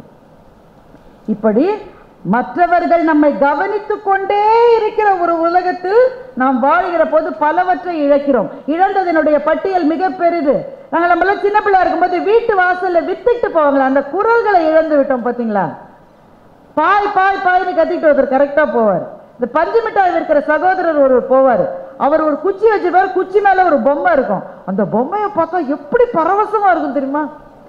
அவர் இந்த கையில இந்த ரோஸ் கலர்ல ஒரு வாட்ச் ஒன்று, அதை விட ஒரு சுவையான இனிப்பை என் வாழ்க்கையில் நான் சாப்பிட்டதே இல்லை அந்த மிட்டாயை விட. எவ்வளவு இழந்திருக்கிறோம். இப்படி இழந்ததுனா பரவாயில்ல, ஏன்னா இழந்தது பல வேற ஒன்று கிடைக்கும் வாழ்க்கையில். ஆனால் மிகப்பெரிய இழப்பு என்று நான் நினைப்பது சகோதர சகோதரிகளுக்கு இடையிலே இருக்கின்ற அந்த ஒற்றுமை கலந்த ஒரு வாழ்க்கை. நீங்க ஒத்துக்கிறீங்களான்னு எனக்கு தெரியல, ஆனா முன்ன மாதிரி அது இல்லைன்னு தான் எனக்கு தோன்றுகிறது. சூடாமணி ஒரு கதை எழுதுகின்றார். அந்த கதையில ஆரம்பத்தில் எல்லார் அவங்க அந்த கதையை எழுதி 40 வருஷத்துக்கு மேல இருக்கும். ஆனா அந்த கதையை கேட்டால் இப்ப நடக்கிற மாதிரியே இருக்கும். அதுதான் சூடாமணியினுடைய எழுத்தினுடைய சிறப்பு. சூடாமணி சில உடல் குறைபாடுகளால் அவங்க வீட்டை விட்டு பெரும்பாலும் வெளியே போயிடாத ஒரு எழுத்தாளர். வீட்டுக்குள்ளேயே தான் இருந்திருக்காங்க. ஆனால் வீட்டுக்குள்ளே இருந்து அவர்கள் அவதானித்த உலகம் என்பது அத்தனை பிரம்மாண்டமாக இருந்திருக்கிறது. இந்த கதையில ஒரு அண்ணன் ஒரு தம்பி. அண்ணன் கலெக்டர் ஆபீஸ்ல பெரிய பதவியில இருக்காரு. தம்பி ரொம்ப ரொம்ப ரொம்ப ரொம்ப சாதாரணமான ஒரு பதவியில இருக்காங்க. இப்ப அண்ணனுக்கும் தம்பிக்கும் இருக்கிற உறவு எப்படி என்பது நான் சொல்லாமலே உங்களுக்கு விளங்குமே. அண்ணனும் தம்பியும் ஒருவரோடு ஒருவர் பேசிக்கொள்வதே கொஞ்சம் கொஞ்சமா நிறுத்திட்டாங்க. அப்படியே அவங்க பேசினாலும் அவங்க வீட்டுக்காரமா அவர்கள் உரையாடுவதை விரும்புவதே கிடையாது. இப்ப இந்த தம்பி என்ன சொல்லிட்டான், அவனுக்கு நான்லாம் பெரிய விஷயம் இல்லை, அவன் கலெக்டர் ஆபீஸ்ல பெரிய பதவியில் இருக்கான், அமைச்சர்கள்லாம் அவன் வீட்டுக்கு வராங்க, கலெக்டர் அவன் வீட்டுக்கு வராங்க, நான் என்ன எதுக்கு ஒரு சாதாரண பியூன் மாதிரி ஒரு வேலையில் இருக்கேன், என்னை தம்பி நான் மதிப்பானா? இப்போ அண்ணனுடைய வீட்டில் ஒரு திருமணம் வருது. அண்ணனுடைய மகளுக்கு திருமணம். முதல் தகவல் யாருக்குங்க போனோம்? தம்பிகிட்ட எல்லாம் ஆலோசனை கேட்டிருக்கணும். ஆனால் பத்திரிகையெல்லாம் அடித்த பிறகுதான் அண்ணன் வீட்டில் கல்யாணமே தம்பிக்கு தெரிய வருது. உடனே தம்பி என்னுடைய மனைவி பொங்கி எழுந்து, அவங்களுக்கு என்ன பணக்காரங்க, நம்மள அவங்க மதிப்பாங்களா, நீங்க தான் போய் போய் நின்று உங்க மரியாதையை கெடுத்துட்டீங்க. உடனே இவங்க 2 பேருக்கு சண்டை மூண்டு அண்ணன் பத்திரிகையை கொடுத்து அனுப்புறாரு. பத்திரிகையை கொடுத்து அனுப்புறாரு. ஏன் கொடுத்து அனுப்புறாரு? அவங்க வீட்டுக்காரம்மா சொல்லியிருக்கோம், அந்த வீட்டுக்கெல்லாம் போய் நான் பத்திரிக்கை வைக்கிறதா அப்படின்னு சொல்லியிருக்கோம். தம்பி சொல்லிட்டாரு, கல்யாணம் பக்கத்திலே தான் மண்டபம், ஒரே பெரிய பந்தல் போட்டு பிரம்மாண்டமா இருக்கு. தம்பி என்னுடைய மனைவிக்கு டிக்கு டிக்கு டிக்கு டிக்குன்னு ஆவல். நான் வேணா போயிட்டு வரட்டாங்குது. அவமானப்பட்டு வருவேன். நானே போல, நீ எதுக்கு போற? இல்லை, என்ன சீர் வச்சிருக்காங்க, என்ன செஞ்சிருக்காங்க, என்ன வரிசை வச்சிருக்காங்க, யார் யார் வர்றாங்க, அதை மாத்திரம் பார்த்துட்டு, சிச்சி அங்கெல்லாம் நான் சாப்பிட மாட்டேன், கை நினைக்கவே மாட்டேன், அதை மாத்திரம் பார்த்துட்டு வரேன்னு மனைவி மட்டும் வேவு பார்க்க போகுது. கல்யாணத்துக்கு போல வேவு பார்க்க போகுது. போன இடத்துல அந்த அண்ணனுடைய மனைவி தம்பியினுடைய மனைவி பார்த்து, ஏம்மா வழி தெரிஞ்சுதான் உங்க வீட்டுக்காரர் வரலையா? கூப்பிடுற மாதிரி கூப்பிட்டா வர்றவங்கலாம் வருவாங்க, கூப்பிடுற மாதிரி நீங்க உறவை வச்சுட்டு இருந்தா நாங்க கூப்பிடுவோம். பேசிக்கிட்டே போறாங்க. அதுக்குள்ள கல்யாணத்துக்கு டைம் ஆயிருச்சு. அண்ணன் மாடியிலேருந்து கலெக்டர் வந்துட்டாரு. கலெக்டரை வரவேற்க அண்ணன் மாடியிலேருந்து தப்ப தப்பு தப்பான்னு இறங்கி வர்றாரு. வழியில யாரோ காஃபியை கொட்டி வச்சிருக்காங்க. கால் வழுக்கி விழுந்து பிராக்சர் ஆயிடுச்சு. வலி தாங்க முடியாம அண்ணன் கத்துறாரு.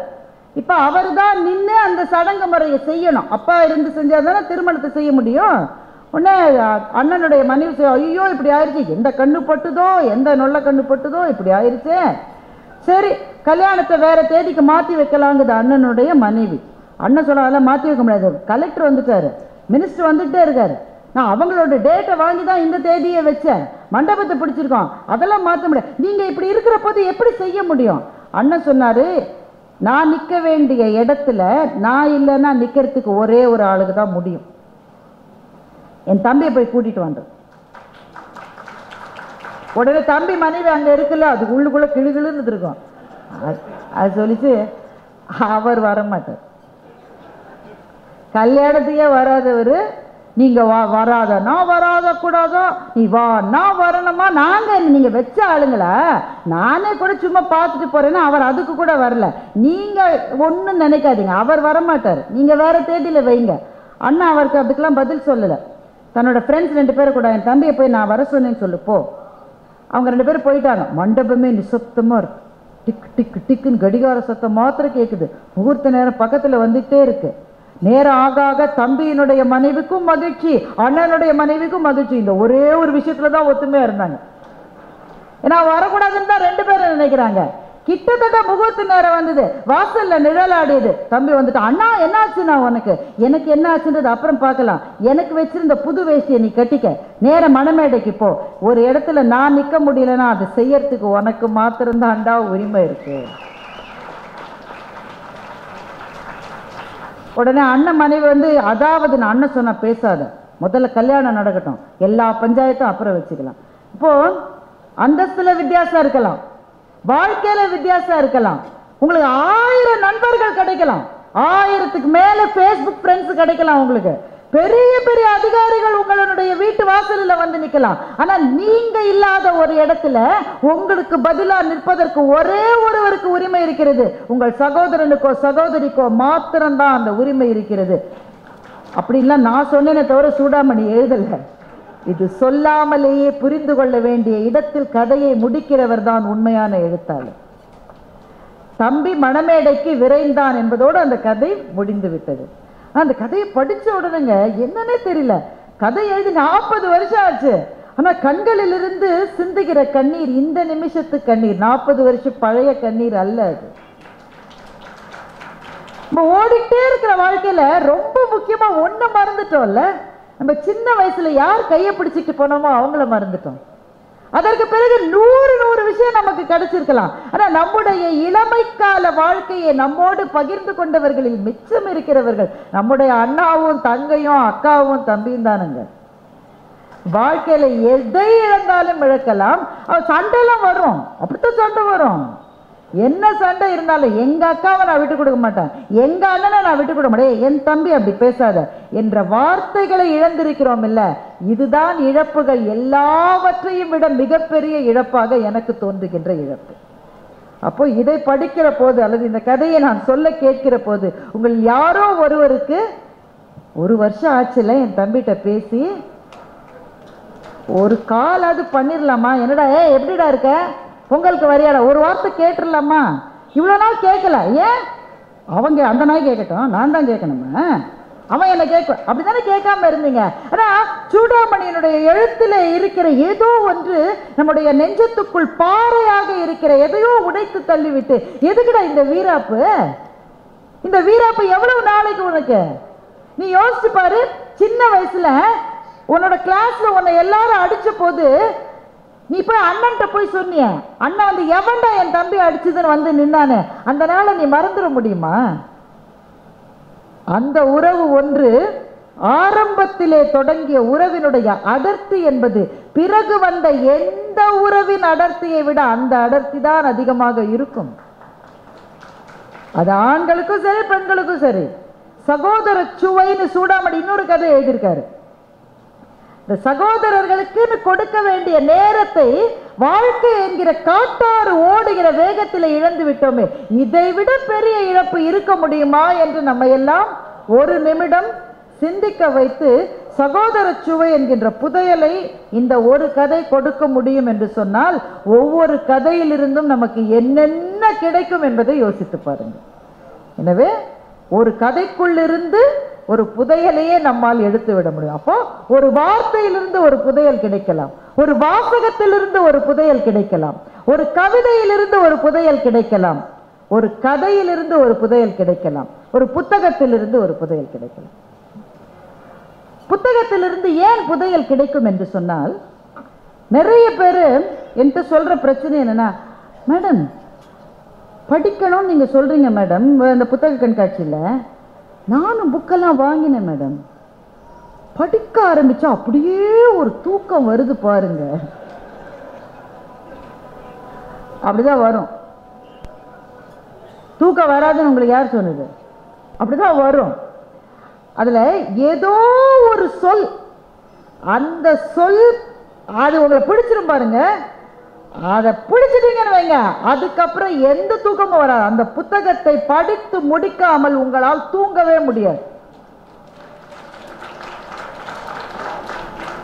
ஏன் புத்தகம் நம்மை அந்த எல்லைக்கு அழைத்து போகிறது என்றால், புத்தகம் ஒன்றுதான் படிக்கிற போது நம் நெஞ்சத்துக்குள் காட்சிகளை நம்மால் வரைந்து கொள்ள முடியும், நமக்கான இசையை நாமே உருவாக்கி கொள்ள முடியும். நம்முடைய கற்பனை என்கின்ற குதிரைக்கு 4 கால்களும் 6 சிறகுகளும் கொண்டு அது வானத்தில் எழுகின்ற அழகை நாமே பார்க்க முடியும். அந்த எழுத்தாளர் யார்? அவரை நான் இதுவரை பார்த்ததே கிடையாது. அவர் என்ன ஜாதின்னு எனக்கு தெரியாது, அவர் எந்த ஊர்க்காரர் எனக்கு தெரியாது, அவர் எந்த இடத்துல வேலை செய்யறாரு, காசு இருக்கிற எழுத்தாளரா காசு இல்லாத எழுத்தாளரா எனக்கு கவலை இல்லை. ஆனால் என் நெஞ்சத்துக்கு அவர் மிக நெருங்கியவர். அந்த எழுத்தாளரை என்றாவது ஒரு நாள் நான் சந்தித்தால் அநேகமாக அவர் பக்கத்தில் போய் உங்க கதை எனக்கு ரொம்ப பிடிக்கும் சார்னு சொல்லக்கூட மாட்டேன். ஏனென்றால் எனக்கு தேவை அந்த எழுத்தாளருடைய உருவம் அல்ல, எனக்கு தேவை கதையிலிருந்து புறப்பட்டு வருகிற அந்த எழுத்தாளர் எனக்கு போதும். அவரை நான் நேரிலே பார்க்க வேண்டாம், பேச வேண்டாம், பழக வேண்டாம், அவர் எனக்கு நண்பராக கூட இருக்க வேண்டாம். ஒருவேளை அப்படி பக்கத்திலே போய் இவரா இப்படி எழுதினார்னு சந்தேகம் வந்துருச்சுன்னா, அதனால் தூரத்திலிருந்து தெரிகிற அந்த தரிசனம் என்பது ஜோதிமயமான தரிசனம். பெருமக்களை, சில கதைகள் நம்முடைய வாழ்க்கையில் நாம் செல்ல வேண்டிய பாதையை நமக்கு நிர்ணயமிட்டு காட்டுகின்றன. சில புத்தகங்களும் அப்படித்தான். 100 புத்தகங்களை சொல்ல முடியும், 100 புத்தகங்களை சொல்ல முடியும். ஆனால் நீங்க ஒன்றை யோசித்து பார்த்திருக்கிறீர்களா நண்பர்களே? ஒரு கலாச்சாரத்தை, ஒரு இனக்குழுவை சிதைக்க வேண்டும் என்று நினைக்கிறவர்கள் என்ன செய்யணும்? இந்த கலாச்சாரமே இங்க இருக்கக்கூடாதுங்க, இந்த செட்டே இருக்கக்கூடாதுன்னு நினைக்கிறவர்கள் என்ன செய்யணும்? அவங்க துப்பாக்கியை வச்சு சுடணும், அறிவாளை வச்சு வெட்டணும், இருக்கிற அத்தனை பேரும் குழந்தையில இருந்து குஞ்சு குழுவான்ல இருந்து அத்தனையும் கொல்லணும், அப்படித்தானே செய்யணும். ஆனால் என்ன ஆச்சரியம் பாருங்கள், ஒரு பண்பாட்டையே மறைய செய்ய வேண்டும் என்று நினைக்கிறவர்கள் அந்த பண்பாட்டினுடைய உரைக்கல்லாக இருக்கிற நூலகங்களைத்தான் எப்போதும் எரித்திருக்கிறார்கள். பண்டைய அலெக்சாண்ட்ரா என்ற நகரை பற்றி எரிந்தது ஏன்? அங்கே ஒரு நூலகம் இருந்தது. த பேஜன் கல்ச்சர் என்று ஐரோப்பாவிலே அன்றைக்கு பரவலாக இருந்த ஒரு பண்பாட்டு குறியீட்டை அழிக்க நினைத்தவர்கள் ஆட்களையும் கொன்றார்கள். அதை விட முக்கியமாக ஆட்களை கொன்றா கூட ஒருத்த புதுசா முளைச்சிட்டே இருக்காயா, புதுசா முளைக்கிறவன் இனிமே முளைக்காம இருக்கணும்னா அந்த பண்பாட்டினுடைய பாதுகாவலாக இருக்கிற நூலகத்தை எரிக்க வேண்டும் என்று அலெக்சாண்ட்ராவிலே பற்றி எரிந்த தீ முதல் தீ நாலாந்த அறிவின் களஞ்சியமாக பெட்டகமாக இருந்தது. அங்கே அந்த புத்தகங்களுக்கு, ஓலைச்சுவடிகளுக்கு இடப்பட்ட தீயை அணைப்பதற்கே மாத கணக்கில் ஆகியது என்று வரலாற்று ஆய்வாளர்கள் கூறுகிறார்கள். அத்தனையும் ஏன் எரித்தார்கள்? அந்த புத்தகங்களின் மீது இருக்கிற வெறுப்பினால் அல்ல, அந்த புத்தகம் இருக்கிற வரை அந்த அறிவு ஜீவி அங்க கிளம்பிக்கிட்டே இருப்பான். அடுத்த அறிவு ஜீவி வரக்கூடாது என்றால் புத்தகங்களை அழிப்பது ஒன்றுதான் வழி என்று சொன்னார்கள். அண்மையிலே எரிந்த தீ யாழ் நூலகத்திலே எரிந்த தீ. அங்கே எத்தனை லட்சம் புத்தகங்கள்னு தெரியவில்லை, கிட்டத்தட்ட 5 லட்சம் புத்தகங்கள் என்று எழுத்தாளர் சுஜாதா ஒரு குறிப்பிலே சொல்லுகின்றார். அத்தனை புத்தகங்களும் எரிக்கப்பட்டன. எனவே ஒரு அறிவு சார்ந்த ஒரு சமூகத்தை, ஒரு இனத்தை, ஒரு பண்பாட்டு குழுவை நீங்க கட்டுப்படுத்தணும்னு நினைச்சா கொலை மாத்திரம் ஆயுதம் அல்ல, நூலகங்களை எரிப்பதும் ஒரு ஆயுதம் என்றால் அதிலிருந்து புரிந்து கொள்ளுங்கள் புத்தகத்தினுடைய சக்தி என்ன என்பதை அதிலிருந்து நீங்கள் புரிந்து கொள்ளுங்கள். அந்த புத்தகம் இருக்கிறவரை, இன்னைக்கு அந்த புத்தகத்தை யாரும் படிக்காமல் கூட இருக்கலாம், ஆனால் அது வாழுகிறவரை யாரோ ஒரு புரட்சியாளன் கிளம்பி வந்து கொண்டுதான் இருப்பான், அவனை உங்களால் நிறுத்தவே முடியாது. ஒவ்வொரு புத்தகமும் இதுவரை நாம் பார்க்காத ஒரு வாழ்க்கையை நமக்கு காட்டிக்கொண்டே இருக்கிறது. நான் 100 உதாரணம் சொல்ல முடியும், ஆனால் எனக்கான நேரம் கிட்டத்தட்ட நிறைவடைகிற பொழுது வந்துவிட்டது. ஒரே ஒரு புத்தகத்தை சொல்றேன். இங்க ஒரு புத்தகத்தை சொல்றதுனால இந்த அம்மா ஒண்ணுதான் படிச்சு நினைக்காதீங்க, சொல்றதுக்கு நேரம் அவ்வளவுதான் இருக்கு. மிக மிக சிறப்பான ஒரு புத்தகம் கிழக்கு பதிப்பகத்தில் போட்டிருக்காங்க, கழுகுகளின் காடு என்று ஒரு புத்தகம். அது ஏன் அந்த புத்தகத்தை பற்றி நான் சொல்றேன்றதை முதல்ல சொல்லிடுறேன். திரு சந்திரசேகர் என்கிறவர் அதை எழுதியிருக்கிறார். அநேகமாக அவர் காட்டிலாக்காவினுடைய துறை அதிகாரியாக ஒருவேளை இருக்கிறார் என்று நினைக்கின்றேன். வேலை நிமித்தமாக காடுகளுக்கு போற அந்த பணி அவருக்கு. காடுகளுக்கு போகிற போது அந்த வாழ்க்கை அவரை ஆச்சரியப்படுத்துகிறது, அவரை அதிசயிக்க வைக்கிறது. அதே புத்தகம் ஆங்கிலத்திலே மொழிபெயர்க்கப்பட்டு எமரால்ட் பதிப்பகமும் அதை வெளியிட்டிருக்கிறார்கள். அவர் ஒரு தகவல் சொல்றார். இப்ப நான் சொன்னேன்ல, புக்கை படிக்கிறேன்னா ஆரம்பிக்கிறேங்க, தூக்கமா எனக்கும் அப்படிதான் வந்தது. அந்த புத்தகத்தை ஒரு நண்பர் மூலமாக பெற்றேன். நம்ம கழுகெல்லாம் எங்கங்க நம்ம பார்த்துருக்கோம்மா. நான் திருவல்லிக்கேணியில் ரொம்ப வருஷம் இருந்தேங்க. அங்கே பக்கத்துலேயே என்ன இருக்குன்னு உங்களுக்கு தெரியும், ஒரு இடுகாடு இருக்கிறது, அதனால அங்கே கழுகை பார்த்துருக்கேன். இல்லாட்டி திறந்தன கழுகை பார்த்துட்டு இருக்கோம்மா. நம்ம வாழ்க்கையில் கழுகை பார்க்கறதே ரொம்ப. திருப்பரங்குன்றத்தில் கழுகு வரும்னு எங்களால் எக்ஸ்கர்ஷன் குளிப்போம். அப்போ ஏதோ கழுகு பற்றி நமக்கு ஒன்றும் அவேர்னஸே கிடையாதுங்க. அதுவும் ஒரு பறவை. ஐயா வந்து குயிலை பற்றி சொன்னார், காக்கா பற்றி, அதெல்லாம் அது பார்க்குறோம். இது கண்ணிலே பட மாட்டேங்குது. ஏனென்றால் கழுகுகள் நாம் இழந்து கொண்டிருக்கிற ஒரு பறவை இனம். இந்த புத்தகம் அதை பற்றி பேசுகிறது. எனக்கு எப்போ அந்த ஒரு பாயிண்ட் வர்ற மட்டும் கொஞ்சம் நமக்கு தூக்கம் வர மாதிரி தான் இருக்கும். அப்புறம் சரி, ஒரு த்ரில்லரே இல்லையே. ஒரு ஹீரோ வந்தான், அவன் நடக்கிற போதே நெருப்பு பொறி பறந்தது, அவன் இந்த பக்கம் பண்ணா 100 பேர் விழுந்தான், இப்படி பண்ணா 100 பேர் விழுந்தான், இதெல்லாம் எதுவுமே இல்லைங்க. ஒரு டூயட் இல்லை. நீங்கள் எவ்வளோ நேரம் படிப்பீங்க? நீங்கள் திடீர்னு ஒரு லைன் வந்தது, அவ்வளோதான். அதுக்கு பிறகு அந்த புத்தகத்தை வைக்கவே முடியல என்னால். ஒரு புள்ளி விவரம் சொல்லிக்கிறேன், ஒரு டேட்டா. இந்த கழிவு இருக்குல்ல, நம்மளாம் எவ்வளோ குப்பை போடுறோம் உங்களுக்கு தெரியும். இந்த கழிவுகளை அகற்றுவதற்கு நம்முடைய அரசாங்கம், மாநகராட்சி எவ்வளோ செலவழிக்கிறாங்க? கோடிக்கணக்கில் செலவழிக்கிறாங்க. ஒரே ஒரு கழுகு தன்னுடைய வாழ்நாளில் அகற்றுகிற கழிவுக்கு நீங்கள் ஒரு பொருளாதார மதிப்பு போட்டால் கிட்டத்தட்ட 3.5 லட்சம் ரூபாய் செலவாகக்கூடிய அளவுக்கான கழிவை ஒரு சின்ன கழுகு நீக்கி விடுகிறது தன் வாழ்நாள். இந்த பாயிண்ட் உங்களுக்கு புரிந்ததா? நாம் ஒன்றுமே துப்புரவு பணி செய்கிற சகோதரர்கள் இல்லைன்னு வச்சுக்கிட்டா கூட நிறைய கழுகுன்னு அந்த வேலையை அது செஞ்சிடும். ஆனால் அந்த கழுகுகளை நம்முடைய அஜாகிரதையினாலும் நம்முடைய அலட்சியத்தினாலும் இழந்து கொண்டே இருக்கிறோம். அந்த எண்ணிக்கை குறைந்து கொண்டே, இதுதான் அந்த புத்தகத்தினுடைய நோக்கம். அந்த புத்தகத்தில் இவர் வந்து அம்மினி அம்மான்ற ஒரு அம்மாவை, ஒரு வயசான அம்மாவை சந்திக்கிறார். அவங்க பழங்குடி இனத்தை சேர்ந்தவர்கள். இவர் எதுக்கு போறாருனாக்க, அந்த பழங்குடி இனத்தை சேர்ந்த யாராவது ஒரு ஆடவர், ஒரு ஆண்கிட்ட இன்டர்வியூ எடுக்கணும்னு இவர் போறார். இவர் போன நேரம் பாருங்க, ஆண்கள் யாருமே இல்லை. அவங்களாம் வேலைக்கு போயிட்டாங்களா? இல்லை, யாருமே இல்லை. இங்கே அம்மினி அம்மான்னு ஒரு அம்மா இருக்குதுங்க, இது கூடலூர் பக்கத்தில். இவர் காட்டுக்கு போறாரு. அம்மினி அம்மாவுக்கு 84 வயசுக்கு மேலே ஆச்சு. அந்த அம்மாட்ட வேணா பேசுங்க. என்னங்க, நான் கொஞ்சம் இன்டர்வியூக்காக வந்திருக்கேங்க. அதாவது ஆண்கள் காட்டுக்குள்ளே போகிற அளவு பெண்கள் போக மாட்டாங்க தானே அப்படின்னு இவர் சொல்கிறார்.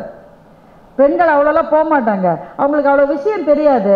நீ வேணும்னா இந்த அம்மாட்ட எடு, இல்லைன்னா கிளம்பிக்கிட்டே இருன்னு அவங்க சொல்லியிருக்காங்க. சரி, வந்த வேலைக்கு இதையாவது முடிப்போமேன்னு அம்மினி அம்மா, அதுவும் 84 வயசு பாட்டு என்ன பேசுன்னு நினச்சிட்டு இவர் போயிருக்கார். அந்த அம்மாவோட இன்டர்வியூ எடுத்துருக்க பாருங்க. அதுதான் அவருக்கு கிடைத்த புதையல். ஒவ்வொருத்தருக்கும் புதையல் ஒவ்வொரு இடத்துல கிடைக்குது இல்லை, அவருக்கு கிடைத்த புதையல் அம்மினி அம்மாவோட. அம்மினி அம்மா வீட்டுக்கு இவர் போறாரு. வீடுனா என்னங்க, நமக்கெல்லாம் தெரியவே தெரியாது. பழங்குடியின மக்களினுடைய வீடெல்லாம் எப்படி இருக்குன்னு கூட நமக்கு தெரியாது. வெறும் மண்ணை குழைச்சு பூசின தரைங்க, அவ்வளவுதாங்க வீடு. வெறும் மண்ணை குழைச்சு அப்படி ஒரு வீடு மாதிரி ஒன்று, அவ்வளவுதான். அதுல தான் அந்த அம்மா 84 வருஷமா இருந்துட்டு இருக்கு. இவர் போற பாதையை பார்த்தா அந்த பாதையில யானைகள் நடந்து போன தடம் இருக்கு. ஒரு யானை 2 யானை இல்லை, பல யானைகள் நடந்து போன தடம். அந்த அம்மா வீட்டுக்கு பக்கத்திலேயே போயிருக்கு யானை எல்லாம். நாம காட்டு வழியில யானையை பார்த்தா என்ன ஆகும்? நாம உடனே மேன் அனிமல் கான்ஃபிளிக்ட் அடுத்த நாள் பேப்பர்ல வந்துடும். மனிதனும் விலங்குகளும் ஒன்றுக்கொன்று எதிரானவை. இவர் அம்மினி அம்மாட்ட கேட்கிறாரு, யானை வந்துதா? தினம் தான் வருது. என்னம்மா இப்படி சொல்ற? ஆமா, இது யானை போற பாதை தானே, இங்கதான் போகும். ஏமா, உன் வீட்டை பார்த்தா ஒருத்தர் தும்மினாலே விழுந்துடுற மாதிரி இருக்கு. யானை இந்த பக்கமா போயிருக்கு, லேசா ஒரு சாஞ்சா கூட உன் வீடு விழுந்துருமேம்மா. அதெல்லாம் பெரியவர் செய்ய மாட்டார். யாரு பெரியவர்? சாமிங்க. யாரு சாமி? உங்க சாமி. அதுதாங்க, நாங்க யானை எல்லாம் சொல்ல மாட்டோம், அதெல்லாம் டவுனுக்காரங்க சொல்லுவீங்க. நாங்க பெரியவர்னு தான் சொல்லுவோம். அது இந்த வழியா போகும், சில சமயம் அப்படி இப்படிங்க. நாங்க வீட்டுக்குள்ள இருந்தே, பெரியவரே வீட்டை இடிச்சிடாதப்பா, இருக்கிறதே இது ஒண்ணுதான்ப்பா, நான் அடக்க ஒடுக்கமா போகுமே தவிர வீட்டை தொடாதுன்னு அம்மினி அம்மா சொல்லுது. சார், இது நடந்தது சார், நடந்ததுதான் அவர் பதிவு செய்யறாரு. எனக்கு இப்ப என்ன கேள்வினாக்க, ஒரு காட்டிலே 84 ஆண்டுகள் வாழ்ந்த ஒரு பெண், முறையான கல்வி என்பது அவர்களுக்கு இருந்திருக்கும் என்று நான் நினைக்கவில்லை. ஸ்கூல்ல போய் படிச்சு, காலேஜில் போய் படிச்சு, என் பையன் என்ஜினியர் ஆனோம், என் பையன் இதெல்லாம் என்னன்னே அவங்களுக்கு தெரியாது. ஆனால் அந்த காட்டிலே இருக்கிற ஒவ்வொரு இலையை பற்றியும் அந்த 84 வயது பெண்ணுக்கு ஒரு தகவல் தெரிந்திருக்கிறது. அந்த காட்டில இந்த மரத்து பக்கத்துல கையை வைக்காதீங்க, அது உங்களுக்கெல்லாம் அரிக்கும். உங்களுக்கெல்லாம் அரிக்கும்னா உங்களுக்கு அரிக்காதா? எங்களை பார்த்தா அது அரிப்பு எடுக்காதுங்குது. அப்ப அந்த மரத்துக்கும் அந்த மனிதர்களுக்கும் ஏதோ ஒரு பேச்சுவார்த்தை நடக்கிறது. அது நம்மை போல அந்நியர்கள் போனால்தான் அதுக்கு பிடிக்கலையே தவிர அங்கேயே வாழ்கிறவர்களோடு சேர்ந்து வாழ அது தயாராக இருக்கிறது. சார், அது வாழற இடத்தெல்லாம் நாம ஆக்கிரமிச்சுட்டு அது வீட்டுக்குள்ள வந்துருச்சுன்றோம். அதோடைய இடம் சார் அது. அதை அவர் பதிவு பண்றாரு.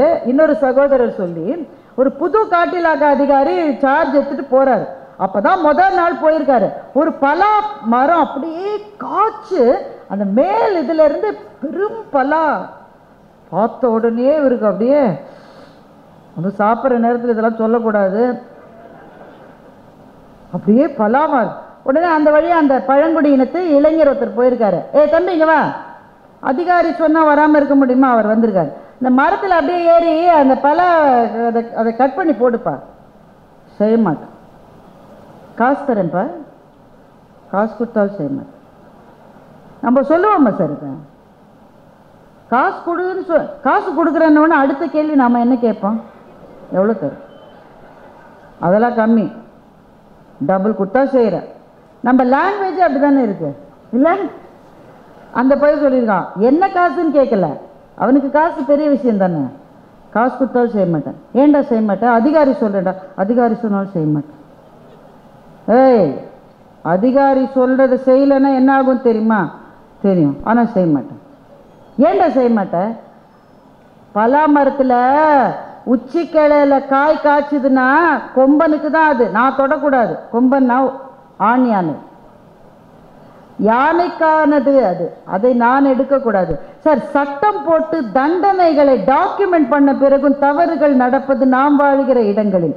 சட்டம் என்பது எழுத்தில் இல்லாமல், தண்டனை என்பது அமலில் இல்லாமல், காடு சொல்லுகிற நியதிகளுக்கு கட்டுப்பட்டு அந்த பழங்குடி சமூகம் வாழுகிறது என்றால் அவர்கள் நாகரிகம் பெற்றவர்களா? நாம் நாகரிகம் பெற்றவர்கள். அந்த ஒரு செகண்ட்ல அந்த பலாக்காயை அந்த பையனால எடுக்க முடியும். அவனோட சக்தி அப்படிப்பட்ட சக்தி.